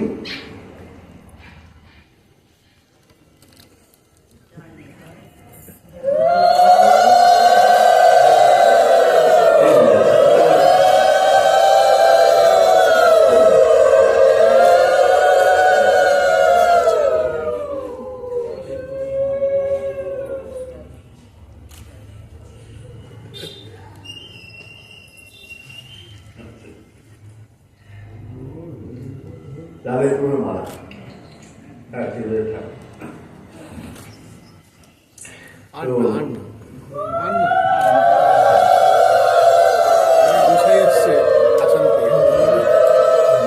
কোথায় ছিল? ও ডাক্তার। দেহেন্দ্র বাক্য সব অর্পণ। রবীন্দ্রনাথ বলছেন, আমার আমি ধুয়ে মুছে তোমার মাঝে যাবে, আমার আমি বলে কিছু থাকবে না, আমি তোমার ভেতর। তার স্বাহম, সোহম না, তার স্বাহম, আমি তার, আমি সে, আমি তার, এটি আনন্দ। তো পুনর্বার দিনগুলো একটা দৃষ্টান্ত আমি শুনেছিলাম। রাধাকুণ্ডের চৈতন্য পাল বলে দাদার এক শিষ্য ছিল, তার ছোট্ট একটা প্রসঙ্গ বলি। আমি আর ভাগবতপুর রাধাকুণ্ডে গিয়েছি, যে ভাগবতপুর বলতে এখানে পুরনো ভক্ত চৈতন্য পাল আছেন, দাদুর শিষ্য, চক দেখতে দোতলের উপরে থাকতেন ভাড়া বাড়িতে। তো উনি অনেকদিন 12 বছর প্রায় প্রভুপাদ কানপুরের সঙ্গে সঙ্গ করেছেন চৈতন্য পাল। তার এক দৃষ্টান্ত বলি, তো প্রথমে তার কথা বলি। তো তিনি প্রভুপাদের কানপুরের সঙ্গে অনেকদিন 12 বছর সঙ্গ করেছেন। 12 বছর নাম করতেন, ওখানে আসতেন যেতেন, শনিবার দিন আসতেন, রোববার থাকতেন, সোমবার চলে যেতেন নবদ্বীপ। আমি আজ থেকে প্রায় 50 বছর আগে কথা বলছি। তো চৈতন্য কাকু প্রভুপাদের আছেন, প্রভুপাদ বলেন, ওনার মাকে বলেছিলেন, উনি নিজে বলেছেন ঘটনাটা, ওনার মাকে বলেছিলেন, তোমার তো 5টা ছেলে, আমাকে একটা দিয়ে দাও। বসে বলেছে, আচ্ছা নেন বাবা। তা উনি তখন কানপুরী বলেছিলেন চৈতন্য কাকুকে, তুই আমার হবি? তা প্রভু যদি আপনার চরণে রাখেন, তাহলে আমি আপনার হওয়ার চেষ্টা করব। শোন, তুই যদি আমার হোস, তাহলে তুই বিয়ে করতে পারবি, আমি ব্রহ্মচারী, তুই বিয়ে করবে। আচ্ছা প্রভু। তো উনি আর বিয়ে করেন, বিবাহ প্রভু বলেছেন। তা কানপুর গোস্বামী একদিন দেবু এই নিয়ে জিজ্ঞেস করছেন, আচ্ছা প্রভু একটা কথা বলবো? বলে হ্যাঁ। আমার প্রশ্ন হলো, আপনার কাছে যেই আসে সবাইকে বলেন সংসার করো না, বিয়ে করো না, ভজন করো। সবাই যদি ভজন করে লেগে যায়, সবাই যদি ভজন করে, তাহলে সংসারটা চলবে কি করে? সংসার এগোবে কি করে? সৃষ্টি থাকবে কি করে? কারো বসে এসে বলেন, আমিও বলছি, সবাই শুনছি, কটা লোক মানে আমার কথা কেউ শুনে না, সব সংসার করো, থাকতো। কারণ এই চৈতন্য বাবু বলছি, বাবা এরকম করে এসে বলেন, বলি তো মানে নেই, সে মানে না, বলে হ্যাঁ পারে গিয়ে সব সংসার। যাই হোক, চৈতন্য বাবু বলছেন যে তো চৈতন্য কাকু তো 12 বছর আছেন সঙ্গে। একদিন বললেন, প্রভু আমি আপনার কাছে আসি, আপনাকেই মনে মনে গুরু বলে ভেবেছি। তো আপনার থেকে দীক্ষাটা নেব, নাম করছি এতদিন, নাম তো আপনি দিয়েছেন, নাম করছি, দীক্ষা নেব। উনি ভালো করে তাকিয়ে পুরো থেকে মাথা দেখলেন, দেখে বললেন, তুই আমার শিশু নস, আমি তোর গুরু নেই, আমি তোর গুরু নই, তুই আমার শিষ্য নস। আমি তো আপনাকে মনে মনে ভেবেছি, হ্যাঁ, কিন্তু আমি নই। আচ্ছা, ঠিক আছে, আসেন আসেন। এর মধ্যে নবদ্বীপে প্রভুপাদ তিনি পরিবেশন যাদবপুর এসেছেন। তো উনিও ঘুরতে ঘুরতে ঘুরতে চেনেন না, নবদ্বীপে ঘুরতে ঘুরতে শুনলেন এক সাধু এসে। সকাল 8টা, 8:30 হবে, হাঁটতে হাঁটতে, তখন তো এত ছোটো মতো ছিল, গাড়ি ছিল না, হাঁটতে হাঁটতে গঙ্গার ধারে গিয়েছেন, বড় তাঁবু। তো দেখছেন গঙ্গা, তখন তো এত বাড়ি হচ্ছিল না, ফাঁকা, তাঁবুর মধ্যে বাইরে বসে আছেন, রোদ পোয়াচ্ছেন, বাঁশের মধ্যে হেলান দিয়ে বসে আছেন। তো উনি গিয়ে চোখটা বন্ধ, প্রণাম করেছেন, পায়ে চরণে মাথা ঠেকিয়েছেন, চোখটা খুলেছেন, তাকিয়ে বলছেন, কে কে তুমি? চৈতন্য বলল যে, বাবা আমি চৈতন্য পাল। উনি প্রথম প্রশ্ন করলেন, কে তুমি? ইনি উত্তর দিলেন, আমি চৈতন্য পাল। দ্বিতীয় কথা, দীক্ষা নেবে কালকে বলে চলব। উনি ভাবছেন ব্যাপারটা কিরকম হলো, আমি তো দীক্ষা নেব ভাববো এরকম কোনো ভাবিনি, এসে প্রণাম, সাধুকে প্রণাম করতে এসেছি। উনি বলেই চোখ বন্ধ করে দিয়েছে। চৈতন্য মহা সমস্যা করেছেন, ব্যাপারটা কিরকম ঘটলো আমার সঙ্গে, আমি তো দীক্ষা ভাবিনি, কিছু বলিনি। প্রভুজি চোখ বন্ধ করেছেন, আচ্ছা চোখ খুলেন, তার থাক। উনি ফিরে গেলেন কারণ পরিবেশন গিয়ে বললেন, এসে এসে এসে বসে বসে। বললেন যে, কারণ পরিবেশন বলছেন যে, কোথায় আছে? প্রভু দেখুন, এরকম ঘুরতে ঘুরতে এখানে গিয়েছিলাম, শুনলাম তিনগুলি গোস্বামী প্রভু, গিয়ে প্রণাম করলাম। প্রথম প্রশ্ন করলেন, কে তুমি? দ্বিতীয় আমি বললাম, নাম চৈতন্য পাল। উনি দ্বিতীয় কথা বললেন, বেশি কথা বললেন, দুটো, একটা নাম জিজ্ঞাসা করলেন, দ্বিতীয় বললেন দীক্ষা নেবে কালকে এসো, বলে চোখ বন্ধ করে দিয়েছে। এবার বললাম আমি কি করবো? কারণ প্রকাশ এক গান এসে বললেন, উনি তোমার গুরু। বললাম না আমি তোমার গুরু নেই, বললাম না, আগেই তো বলেছি আমি তোমার গুরু নেই, তুমি আমার শিষ্য না, তোমার জন্য নির্দিষ্ট গুরু এই যাও দীক্ষা, যাও দীক্ষা। চৈতন্য বাল দীক্ষা।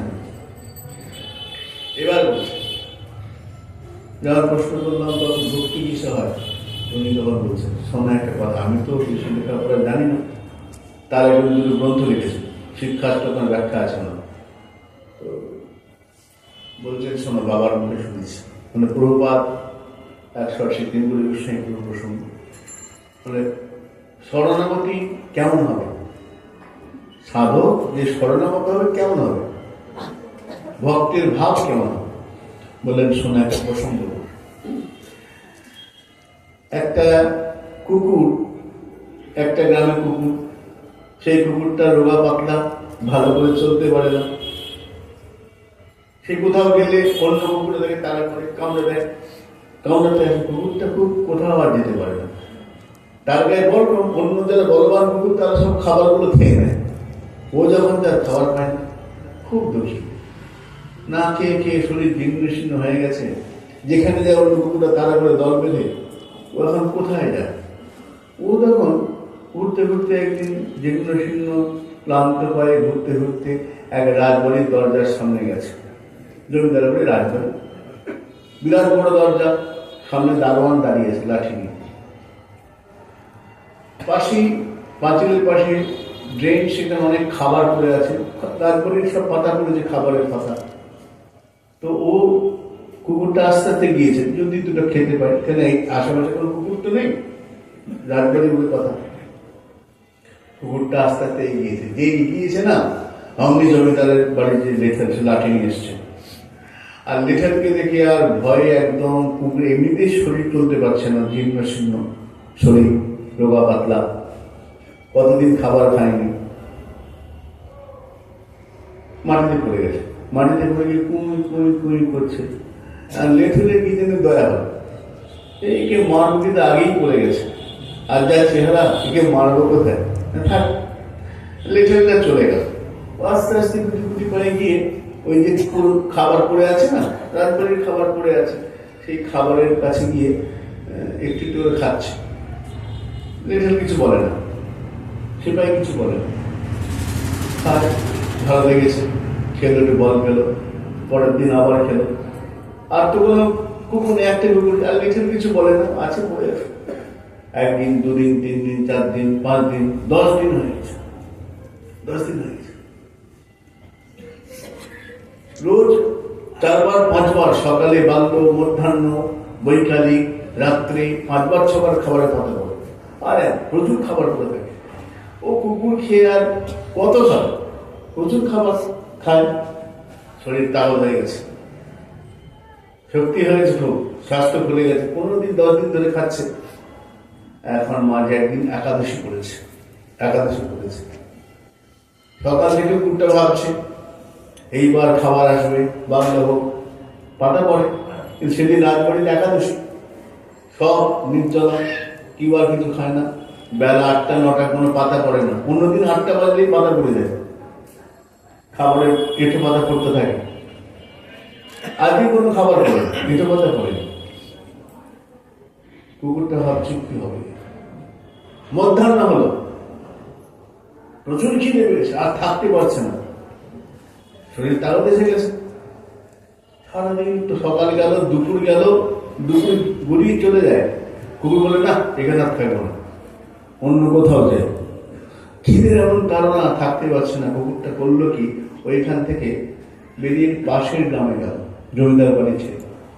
যেই মাত্র গেছে, কুকুরের গায়ে বল আছে, আরো 8-10টা অন্য কুকুর এসে একটাকে ঘিরে ধরেছে। ধরে একবারে সেই 8-10টা কুকুরে তাকে কামড়ে, এঁচড়ে, নখ দিয়ে ক্ষত বিক্ষত করছে, লড়াই করছে। গায়ে বল আছে, 15 দিন ভালো মন্দ খেয়েছে, কিন্তু অতগুলো কুকুর তাদের সঙ্গে পেরে উঠছে না।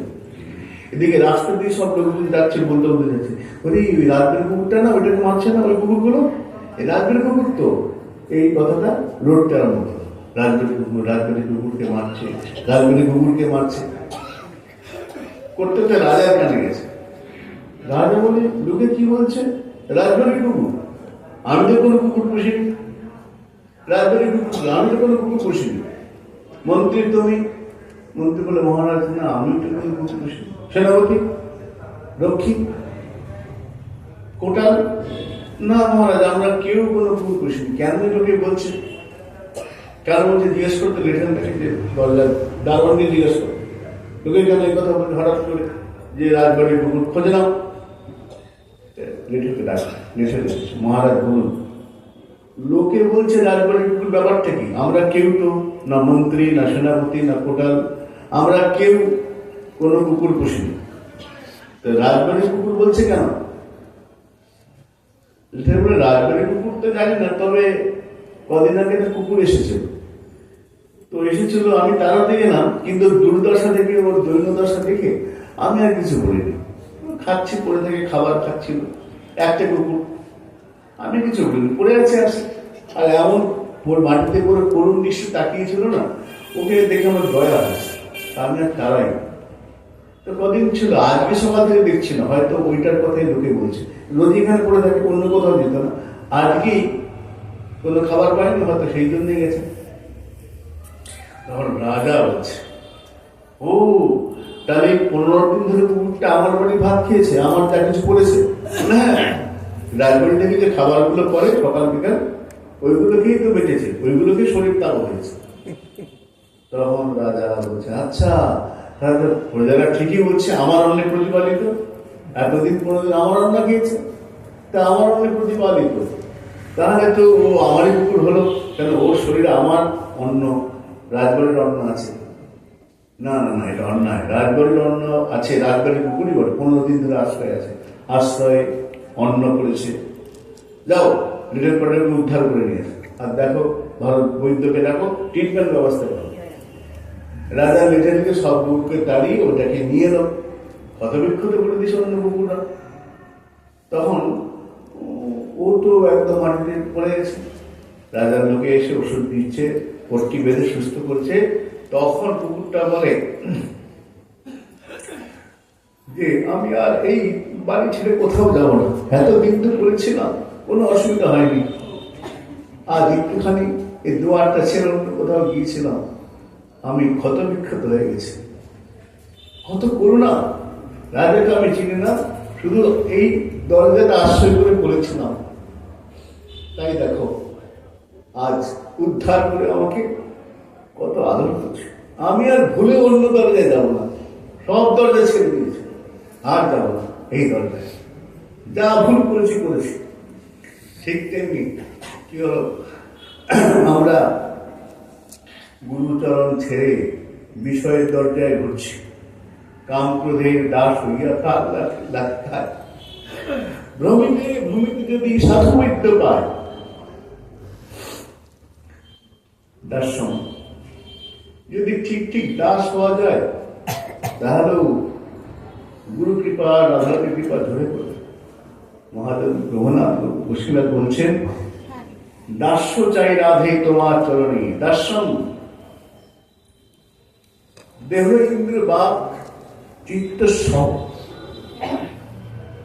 কর্ম, দেহ ইন্দ্রিয় চেতনা ভাবনা বিবেক যা কিছু জ্ঞান সব দিতে হবে, এই নিজের কাছে রেখে দিতে হবে। অর্ধেক দিলাম অর্ধেক গেল, তাহলে দাস হওয়া যাবে না, ব্যবসায়ী হবে। প্রহ্লাদ মহারাজ বলছেন, 900 ভৃত্য সব বণিক, সে বণিক। ভৃত্য যে হবে, দাস যে হবে, সর্বস্ব অর্পণ করে দেবে। এমনকি বিবেকটাও পর্যন্ত, বিচার ক্ষমতা সেটাও দিয়ে দেবে। তাই ভাগবতে বললেন অবিচারণীয়, গুরুদেবের বাক্য পালন করে বিচার শূন্য হয়ে, অবিচারণীয় বিচার করে। যদি বিচার আছে, বিবেক আছে, তোমার জ্ঞান আছে, তোমার স্বতন্ত্রতা রয়েছে, আজ্ঞা গুরু নাম অবিচারণীয়, গুরু আজ্ঞা পালন করবে অবিচারে। যদি বিচারের বুদ্ধি প্রয়োগ করো, তাহলে পরে দেখবে সেখানে স্বকীয় সত্তা ফিরে এলো, আমি চলে এলো না। এখানে বলছেন দার্শন, দেহ ইন্দ্রিয় বাক চিত্ত ধর্ম কর্ম যা কিছু আছে, ভগবতা অর্পণম, তুমি দিয়ে দাও। হ্যাঁ দেব তো, কিন্তু কিভাবে দেব? এখানে বলছেন পরিত্যাগ, বাধ্য হয়ে দিও না, প্রীতি সহকারে দিও। দিয়ে সব সর্বস্ব অর্পণ করে তুমি খুশি হও। যদি দেওয়ার পর মনে হলো সব দিলাম, তাহলে আমার কি হবে? তাহলে হবে না।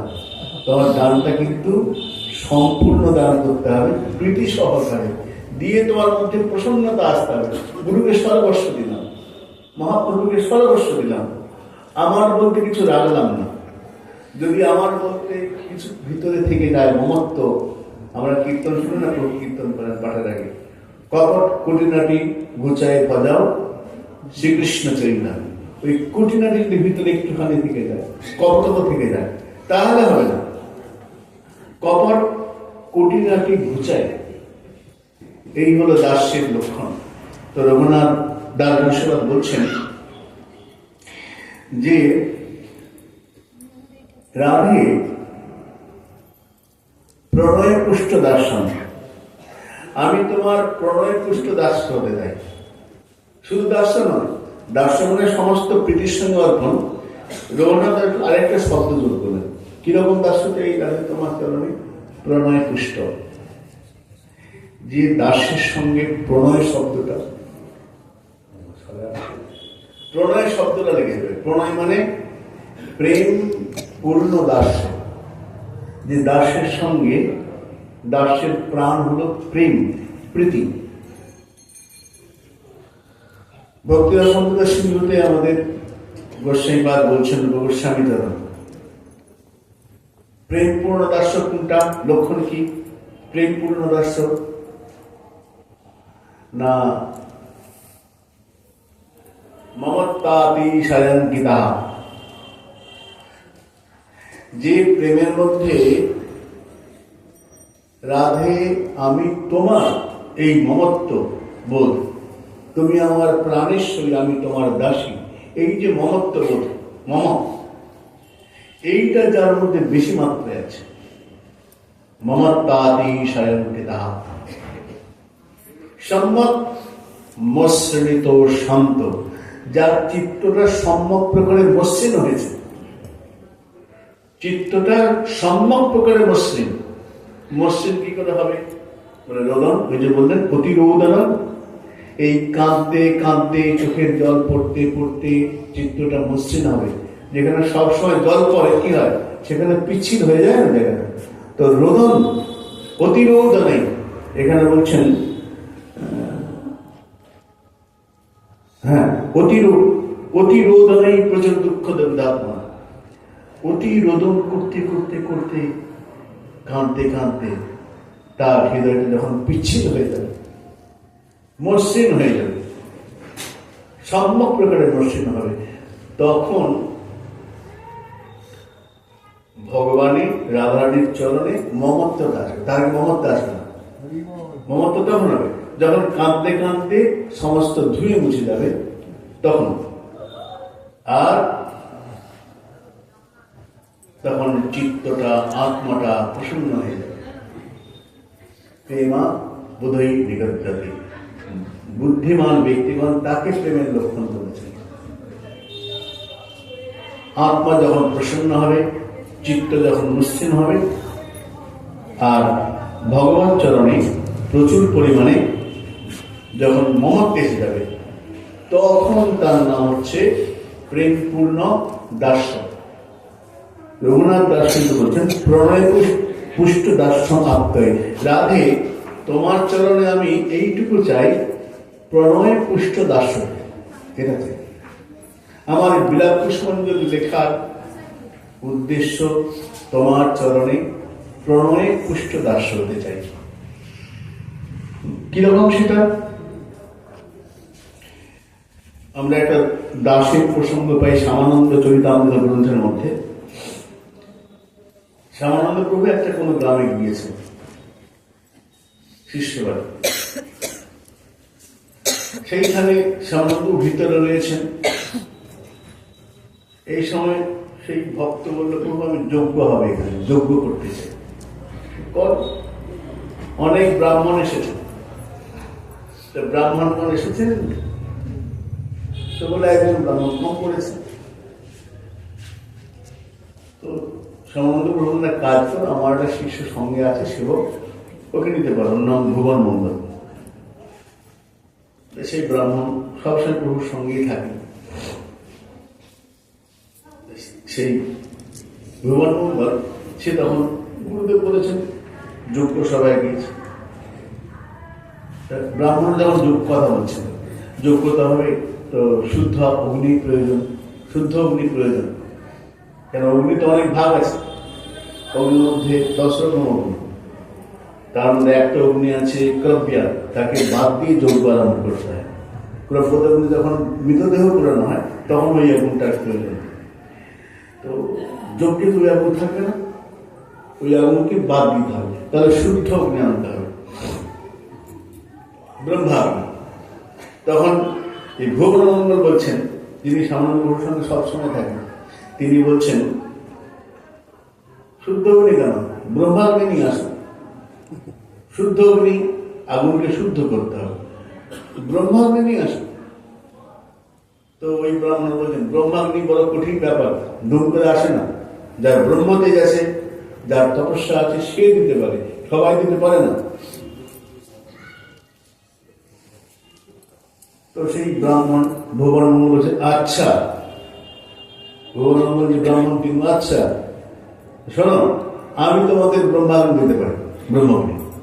অগ্নি কি করিবে কহ শুনি, আমি ব্রহ্মাগ্নি বিনা যজ্ঞে আর নাহি জানি। আমি তোমাদের বলি, এই অন্য অগ্নি দিয়ে হবে না, ব্রহ্মাগ্নি নিয়ে আসো, ব্রহ্মাগ্নির দ্বারা যজ্ঞ করো। তখন ব্রাহ্মণ যারা আছে, ব্রহ্মাগ্নি কি করে এই করে দিকে তো সম্ভব নয়। তো তখন এই ভুবন মঙ্গল বলছেন আমি তোমাদের ব্রহ্মাগ্নি দেব, মুখ থেকে বের করব, ব্রাহ্মণের মুখ থেকে আর বেরোবে, আমি তোমাদের দেব। তো উনি বলছেন, এই ব্রাহ্মণ বলছেন যাদের নিত্য জপ আহ্নিক ঠিক ঠিক হয় তাদের বেরোয়। তো কি করে হবে? তখন ওই ভুবনমঙ্গল বলছেন, আমি গুরু কৃপাতে কৃষ্ণ মন্ত্র জপ করেছি, নিত্য জপ করি, কৃষ্ণ মন্ত্র সাধন করলে বলে ব্রহ্মাকে দেওয়ার ক্ষমতা এসে যায়, আমি পারবো। তো এই ব্রাহ্মণ বলছেন, বলছো তো কত সোজা নাকি, দেখো। তখন উনি মন্ত্র বলে ফু দিলেন, আগুন ধরে উঠল, এই নাম ব্রহ্মাগ্নি।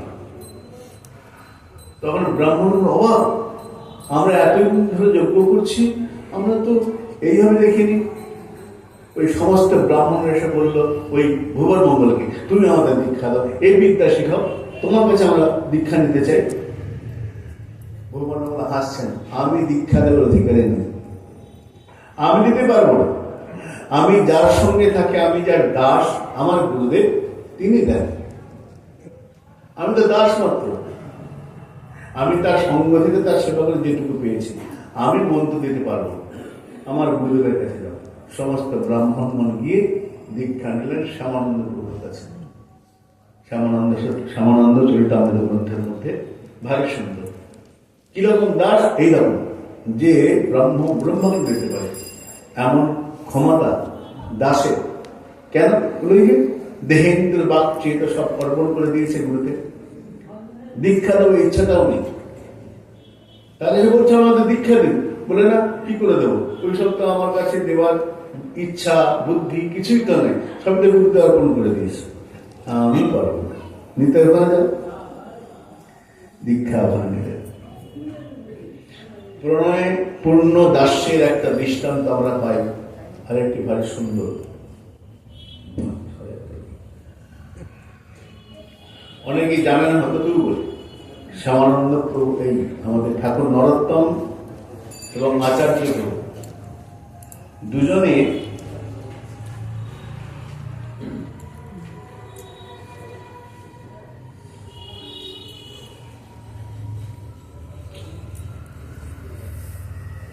অত্যন্ত প্রীতি ছিল দুজনের মধ্যে। শ্যামানন্দ প্রভু এবং শ্রীনিবাস আচার্য, ঠাকুর নরোত্তম, তিনজন একসঙ্গে বৃন্দাবনে ছিলেন। আচার্য প্রভুকে, শ্রীনিবাস আচার্যকে নামকরণ করেছিলেন, আচার্য উপাধি দিয়েছিলেন, আমরা গতকাল দেখেছি।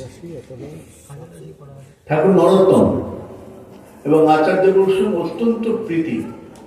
তিনজনকে জীবগোস্বামী চরণ দায়িত্ব দিয়েছিলেন গ্রন্থ নিয়ে, সেই থেকে তিনজনের মধ্যে অত্যন্ত প্রীতি আছে।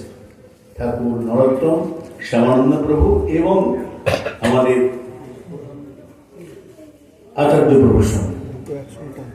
আচার্য প্রভু এবং শ্যামানন্দ প্রভু, এই ঠাকুর নরোত্তমের ভারী সুন্দর প্রসঙ্গ আমরা দেখতে পাই। আচার্য প্রভু তখন রয়েছেন তার গাজী গ্রামে, একটু দূরে একটা সরোবরের তীরে বসে আছেন, সঙ্গে তার দু চারজন ভক্ত কথা বলছেন। এই সময় ওই সরোবরের চারপাশে বড় বড় আম গাছ, তিনি যেদিকে বসে আছেন তার পাশে বড় একটা আম গাছ, আম গাছের তীরে ধারে, আম গাছের নিচে সরোবরের তীরে একটা পালকি এসে দাঁড়ানো, অনেকগুলো লোক। পালকি থেকে নামছেন কে? রামচন্দ্র কবিরাজ। আচার্য প্রভু বসে আছেন শিষ্যদের নিয়ে। দূরে সরোবরে এসে নামলেন রামচন্দ্র কবিরাজ, নতুন বিয়ে করে বাড়ি ফিরছে নবদম্পতি। ওরাও নেমে অনেকটা পথ তো বিশ্রাম করবেন, নেমেছেন, গাছের নিচে বসেছেন রামচন্দ্র কবিরাজ এবং তার স্ত্রী দুজনে, সঙ্গে লোকজন আছে। আর একটু দূরে আচার্য প্রভু বসে আছেন। শিষ্য বলছেন, বাবা দেখুন, বিয়ে করে নতুন কি সুন্দর যাচ্ছে, বিয়ে করেছে, ঘরে ফিরছে, আর দুজনকে মানিয়েছে ভারী সুন্দর। ছেলেটা কি সুন্দর দেখতে, নাম জানেন না, দেখতে সুন্দর। তো শিষ্য বলছে, বাবা কি সুন্দর দেখতে, টানা টানা চোখ, গায়ের রং কি যেন ফেটে পড়ছে, আর ভুরুগুলো দেখুন। রামচন্দ্র কবিরাজ, ভুরুগুলো কিরকম? জোড়া ভুরু, যেন কামের কামান, ভারী সুন্দর দেখতে, টানা টানা চোখ, কুঞ্চিত কেশদাম কাঁধ পর্যন্ত আছে, দেখতে ভারী সুন্দর, সেটাই তো ভারী সুন্দর, নতুন পথ, সঙ্গে অনেক লোকজন। আচার্য বলছেন, এই দেখো বিবাহের এতটুকু উৎসাহ, অর্থ ব্যয় করি কিনে মায়ার কলহ। ওই দেখো বিয়ে করে আদর করে নিয়ে যাচ্ছে বটে, কাকে নিচ্ছে? মায়াকে ঘরে নিয়ে যাচ্ছে আদর করে, খুব আদর করে বিয়ে করে নিয়ে যাচ্ছে বটে, কিন্তু মায়ার কলহ, সংসারে কে নিয়ে যাচ্ছে? কলহকে নিয়ে যাচ্ছে। কিসের কলহ? মায়ার কলহ। এতটুকু বিবাহের এতটুকু উৎসাহ, কত উৎসাহ, লোকজন সকল হই হই করে বিয়ে দিয়ে দিল, এরাও বিয়ে করে বাড়ি ফিরছে, এত খরচা হলো, কিন্তু কেন? বলে অর্থ ব্যয় করি কিনে মায়ার কলহ। গুরুদেব আপনি বলছেন মায়ার কলহ, সবাই তো বিয়ে করতে যায়, বিয়ে তো শাস্ত্রে বলাও আছে, বিয়ে তো অশাস্ত্রীয় নয়, শাস্ত্রীয়, হ্যাঁ বলা আছে। কিন্তু দেখো বিয়ের সময় যখন গলায় মালা পরায় না, হ্যাঁ বাবা দেখেছি, ফুলের মালা দুজন দুজনকে পরায় দেখেছি, বরটা পরায় মেয়েটাকে, মেয়েটা পরায় বলার বরকে পরায়, বলে হ্যাঁ মেয়েটা যখন গলায় মালা পরায় বা ছেলেটা যখন মেয়েটার গলায় মালা পরায়, হ্যাঁ দেখেছি তো, ওটাকে মালা বদল বলা হয়। হ্যাঁ মালা বদল তো বটে, কিন্তু কি জানো ওটা? কি? গলায় ফাঁস দিল মায়া তাহা না বুঝিয়া, ওটা মায়ার ফাঁস পড়লো। ভাবছো গলায় মালা পড়লে, আসলে ওটা মায়ার ফাঁস পড়লো। গলায় ফাঁস দিল মায়া তাহা না বুঝিয়া। তো শিষ্যরা বলছে, বাবা যাই বলুন, বিয়েটা মঙ্গলের জিনিস না, কত মন্ত্র পাঠ হয়, মঙ্গল, মঙ্গলের আচরণ, কত রকম মঙ্গল আচরণ হয় বাবা, কত সুন্দর সুন্দর ঘটনা ঘটে, হ্যাঁ সব কিছু মঙ্গল, পালা গাছ পুঁতে কত কিছু মঙ্গল হয়। তখন বলছেন, হ্যাঁ মঙ্গল আকারে দেখে কৌতুক করিয়া, তুই ভাবছো বেশ মঙ্গল, কিন্তু মায়া পিছাচ্ছি, সে তো দেখছে, কর মঙ্গল করে নে, যা হবে আমি জানি পরে কি হবে।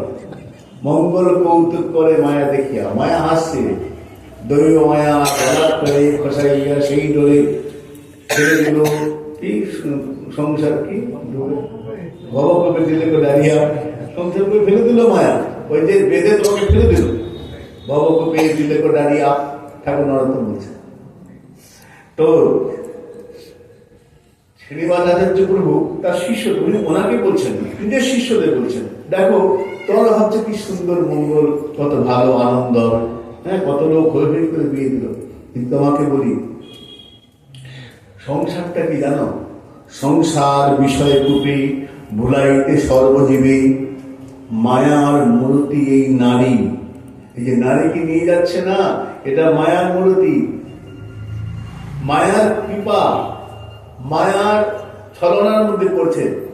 তাই বললেন সংসার বিষয়কূপে ভুলাইতে, সমস্ত দিক না এর মধ্যে ভুলে রয়েছে, ভাবছে কি নাকি ভুলাইতে সর্বজী মায়ার মূর্তি এই নারী। কৃষ্ণদাস ভুলাইতে নরক যন্ত্রণা দিতে, পুরুষ রতন লয় হরি। কি হবে? এই মায়ের পাল্লে পড়লে না, সে যে কৃষ্ণ দাস এটা ভুলে যাবে। কৃষ্ণদাস ভুলাইতে নরক যন্ত্রণা দিতে, পুরুষ রতন লয় হরি। মায়ার পুতুলের পাল্লায় পড়ে আমি কৃষ্ণদাস তা ভুলে যায়, তখন দুঃখ পেতে শুরু করে। চরিতামৃত বলছেন না, জীব নিত্য কৃষ্ণদাস তাহা ভুলি গেলা, অতএব মায়া পিশাচি তার এই গলায় বান্ধিলা, কবু স্বর্গে উঠায় কবু নরকে ডুবায়, দণ্ড জনে রাজা যেন নদীতে চুবায়। চরিতামৃত বলছে, চরিতামৃত মায়া পিশাচি বলে দিয়েছেন, এখানে কারো কিছু করার নেই। কবিরাজ বসু বলছেন মায়া পিশাচি, কৃষ্ণদাস ভুলাইতে নরক যন্ত্রণা দিতে, পুরুষ রতন লয় হরি। সবগুলো একটু একটু কানে কানে ভেসে আসছে কথাগুলো। আচ্ছা ঠাকুর রামচন্দ্র কবিরাজের কানে আসছে কথাগুলো, এলো শুনলেন, ওই যে কথাগুলো ঢুকলো না কানের মধ্যে, আর বলতে পারছেন না, বলতে পারছেন না। বাড়ি গিয়েছেন, মন উচ্চাটন হয়ে গেছে, পরের দিনে চলে এসছেন আচার্য প্রভুর কাছে, এসে পড়েছেন, আমাকে পথ দেখান। আমি ভজন করতে চাই, আমি মায়ার খপ্পরে পড়তে চাই না, আমি মায়ার থেকে মুক্তি পেতে চাই। আচার্য প্রভু দীক্ষা দিলেন, দীক্ষা দিয়েছেন, আছেন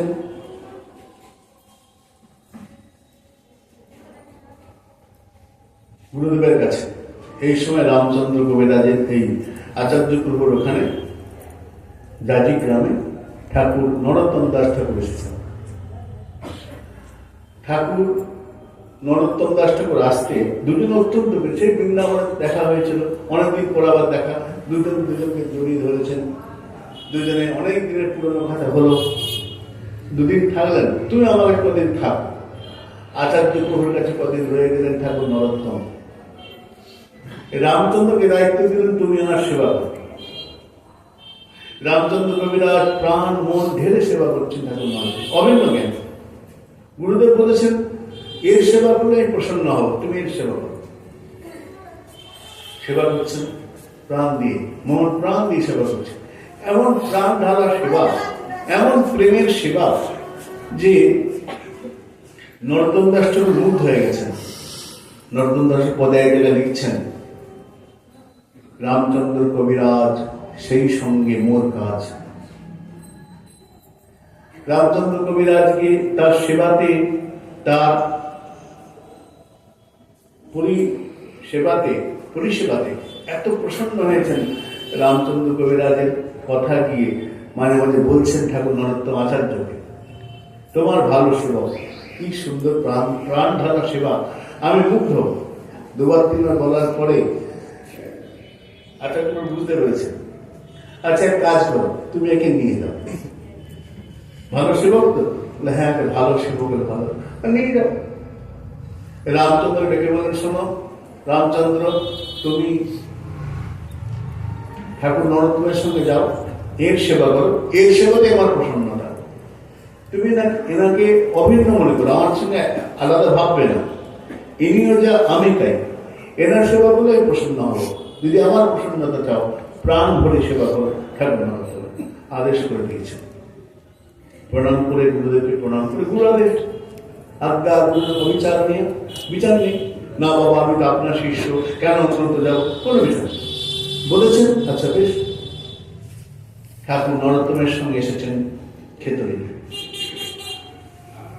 সেই বিয়ে করে পরের দিন চলে এসেছে, কৃষ্ণের কোনো যোগাযোগ নেই, চলে এসেছে। তার মধ্যে আদেশ হলো, যাও তুমি নরোত্তমের কাছে চলে যাও।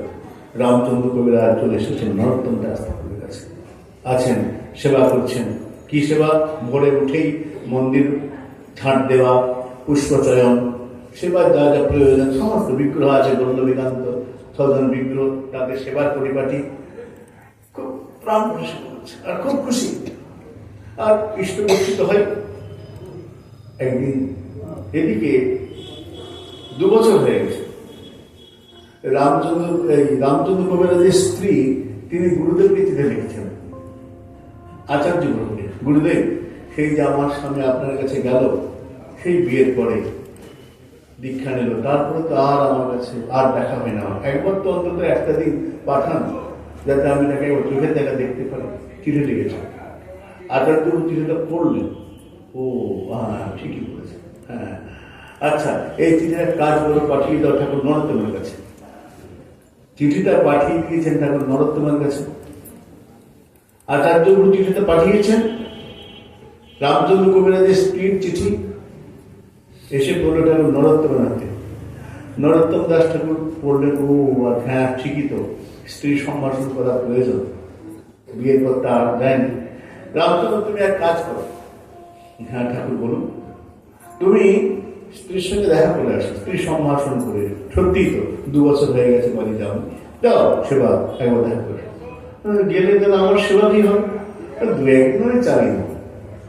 তুমি যাও, গুরু আদেশ আছে, আর তোমার স্ত্রীও চেয়েছে, যাও, আমি বলছি তুমি যাও, আমি 2 দিন চালিয়ে নেব। আচ্ছা, প্রণাম করে বেরিয়েছেন, স্ত্রীর কাছে গেলেন। স্ত্রী দেখি প্রথম বলছেন, কেমন আছেন? এই কেমন আছেন যেই প্রশ্ন করেছেন, এইবার ঠাকুর নরদপুরের ওখানে কি কি কাজ করেন সে সব বলতে বলেছেন। বলতে বলতে রাত্রি, মধ্যরাত্রি, ভোর হয়ে গেছে। সকালে তিনি কি কি সেবা করেন স্ত্রীকে বলছেন। বলতে বলতে বলতে আর কোনো বলার সুযোগই নেই। এই কথার যে প্রবাহ এসে গেছে, কথা প্রবাহে একদম বলেই যাচ্ছেন। হঠাৎ আরে ভোর হয়ে গেছে, তো আমার তো সেবা মানে বাকি আছে। স্ত্রীকে বললেন, আমাকে তো সেবায় আছে, সেবা করতে হবে, আমি যাই। বিশ্বনাথে উঠেই চলে আসছেন, অনেকটা 2-3 কিলোমিটার চলে এসেছেন। হঠাৎ মনে হলো, আমি তো গুরুদেব বলেছিল স্ত্রী সম্ভাষণ করতে, যে আমি স্ত্রীর কাছে এসেছিলাম, তার প্রমাণ ঠাকুর নরোত্তম যদি জিজ্ঞাসা করে প্রমাণ কি, প্রমাণ ধরতে হবে। আমার কাছে কোনো প্রমাণ তো নাই। আবার ফিরে গেছেন। ফিরে গিয়ে স্ত্রীর কপালে সিঁদুর আছে না, কপাল ঠিকিয়েছেন, ঠেকাতে কপালে সিঁদুরের দাগ পড়ে গেছে। এসে তাড়াতাড়ি যখন প্রায় সকাল হয়ে গেছে, ঠাকুর নরোত্তম নিজে ঝাঁট দিচ্ছেন। কেন, তিনি জানেন রামচন্দ্র কবিরাজ আগে আসবেন, ঝাঁট দিচ্ছেন। তাড়াতাড়ি করে গিয়ে, এটা তো আমার কাজ, আপনি কেন করছেন, হাত থেকে কেড়ে নিয়েছেন। ঠাকুর নরোত্তমের হাত থেকে ঝাঁটটা কেড়ে নিয়েছেন সম্মান জন্য। নরোত্তম দাস ঠাকুর বলছেন, তুমি চলে এসেছো, তাই ভাবছিলাম যে তুমি আজকে আসবে না। না, আমার তো সেবার কথা মনে করে চলে এসেছি। আচ্ছা, ঝাঁটা দিয়েছেন। হঠাৎ খেয়াল করেছে কপালের দিকে, হ্যাঁ, তোমার কপালে সিঁদুর লেগে আছে, তার মানে তুমি স্ত্রী সম্ভাষণ করে স্নান করে আসনি, বিনা স্নানে ঠাকুরের ঝাঁটা ধরেছ, অনাচার। খুব হাত থেকে রামচন্দ্র কবিরাজের হাত থেকে ঝাঁটাটা কেড়ে নিয়েছেন। কেড়ে নিয়ে পিঠের মধ্যে সপাং করে 1 বাড়ি মার, 2 বাড়ি মার। লজ্জা করে না? স্ত্রী সম্ভাষণ করে এসে তুমি ঠাকুরের ঝাঁটাতে হাত দিয়েছ, মানবে না, বেরিয়ে যাবে, যাও, দূর হয়ে যাও, তোমার সঙ্গে অধিকার নেই, তুমি সদাচার জানো না, তুমি অনাচার। ঝাঁটা করে দিয়েছে। কি আর করবেন ঠাকুর রামচন্দ্র কবিরাজ দুঃখিত হয়ে ফিরে গেলেন। কি করব, মাথাতে উঠি।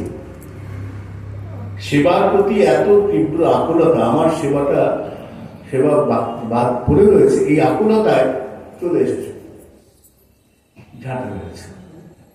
মনে দুঃখে এসে ঘরে, তার যে নির্দিষ্ট কুঠিয়া, সেই ঘরে এসে বসে আছেন রামচন্দ্র কবিরাজ। একটু বেলা হয়েছে, রোদ উঠেছে। হঠাৎ বলা নেই কওয়া নেই, হাজির শ্রীনিবাস আচার্য, হঠাৎ করে হাজির হয়ে গেছে। আর শ্রীনিবাস আচার্যকে দেখে ঠাকুর নরোত্তম আনন্দে উদ্বুলিত হয়ে, আরে বন্ধু, তুমি হঠাৎ গেছে, জড়িয়ে ধরছে, কতদিন পরে দেখা, চলো চলো চলো চলো। ঠাকুর নরোত্তমের নিয়ম ছিল, যখন আচার্য পুরুষের দেখা হতো বা তিনি যেতেন, তিনি নিজে হাতে তেল মাখিয়ে দিতেন আচার্য প্রভুকে, নিজে হাতে স্নান করে দিতেন নরোত্তম দাস। ভাই, তোমার কতদিন তৈলবর্ধন করিনি, আমি তোমার তৈলবর্ধন করে দেবো। আচার্য প্রভু বেশ ঠিক আছে। আচার্য বসেছেন, ঠাকুর নরোত্তম তেল নিয়ে এসেছেন, তৈলবর্ধন করবেন, চরণে দিলেন, বুকে দিলেন। পিঠে যখন দিতে গেছেন, দেখছেন পিঠে দগদগে ঝাঁটার বাড়ির দাম। ঝাঁটার বাড়ির দাম কোথেকে গেল? ঝাঁটার বাড়ি কে মেরেছে?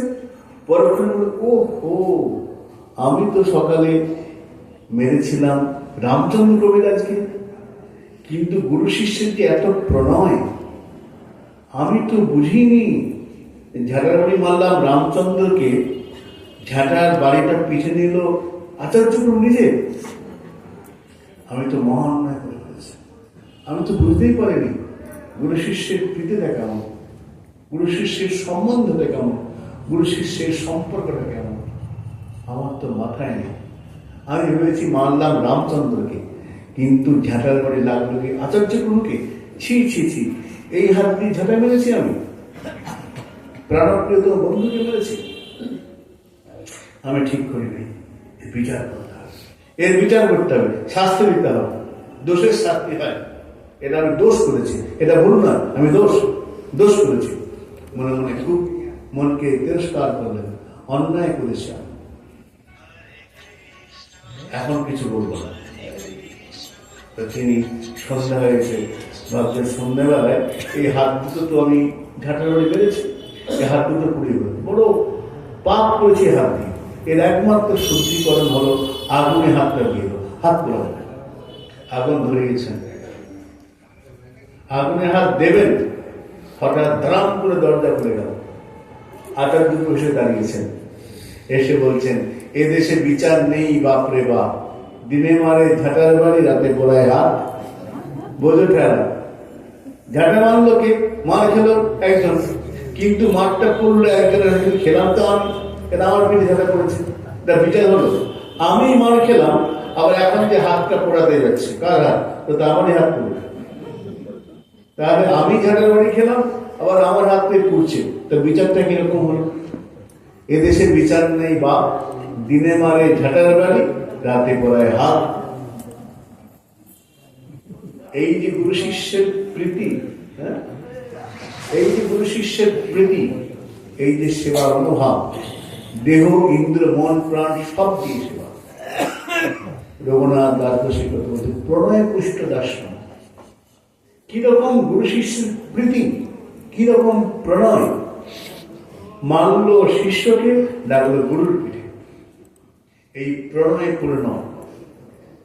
তার কারণ এবার আমরা প্রথম শ্লোকে যেখানে পাবো সেখানে দেখবো রাধারানীর অধরের চিহ্ন হয়েছে, সেটা বলছিল রঘু গোস্বামীর অধরের মধ্যে। কি করে হয় আজ আমরা দেখব না, আগামীকাল আমরা এর পরবর্তী শ্লোকে দেখব। রঘুনাথ দ্বাদশী ওই যে বললেন প্রথম শ্লোকে যে শ্লোকটা পড়ে নি, তং রূপমঞ্জুরি সখী প্রথিতা পুরেস্মিন পুংস পরস্য বদনম নহি পশ্যসীতি বিম্বাধরে ক্ষতম অনাগত ভর্তিকায়া জগতি বিধারু কিমৎ সুখভঙ্গবেন। হে রূপমঞ্জুরি সখী, তোমার অধরে ওই যে ক্ষত চিহ্ন, এটা কি করে হলো আমাকে বলতে পারো? তুমি তো সতী। বলছেন সখী প্রথিতা পুরেস্মিন, এই ব্রজমণ্ডলে তোমাকে সতী বলে জানে হে রূপমঞ্জুরি, কিন্তু আমি এটাও জানি তোমার পতি এখন ঘরে নাই। তাহলে তোমার অধরে এই চিহ্ন করতে গেল, কি করে এলো? আমরা আগামীকাল এর পরবর্তী, এই যে যেমন ঠাকুর নরোত্তমের ক্ষেত্রে দেখলাম ঝাঁটার বাড়ি মারলেন রামচন্দ্রকে, আঘাতটা গিয়ে করলো কোথায়? আচার্য গুরুকে। কি করে হলো আজ আর নয়, এখানে আমরা বিশ্রাম রাখি। সেগুলো প্রেমানন্দ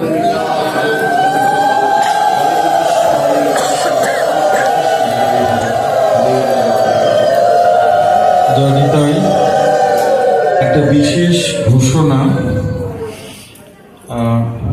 আজকে আমাদের শ্রী শ্রী বিলাপ পুষ্পাঞ্জলি ভক্তি গ্রন্থ পাঠের পঞ্চম দিবস। কালকে শ্রী শ্রী পুত্রটা একাদশী ব্রতোপবাস। আগামী পরশুদিন আমাদের 31 তারিখ আমাদের এই শ্রী শ্রী বিলাপ কুসুমাঞ্জলি ভক্তিগ্রন্থ পাঠের অন্তিম দিন। এই অন্তিম দিনে আমরা রাধারানী স্বরূপায় বিলাপ কুসুমাঞ্জলি গ্রন্থকে আরতি করব। যেরকম রাধা অষ্টমীর সময় আমরা শেষ দিন আরতি করেছিলাম মোমবাতি দিয়ে, সেরকম মোমবাতির দ্বারা এখানে আরতি হবে। আপনারা যে পারবেন আপনারা প্রত্যেকে একটা করে মোমবাতি নিয়ে আসবেন আর একটা করে দেশলাই নিয়ে আসবেন। আমাদের প্রভুপাদের পাঠের অন্তে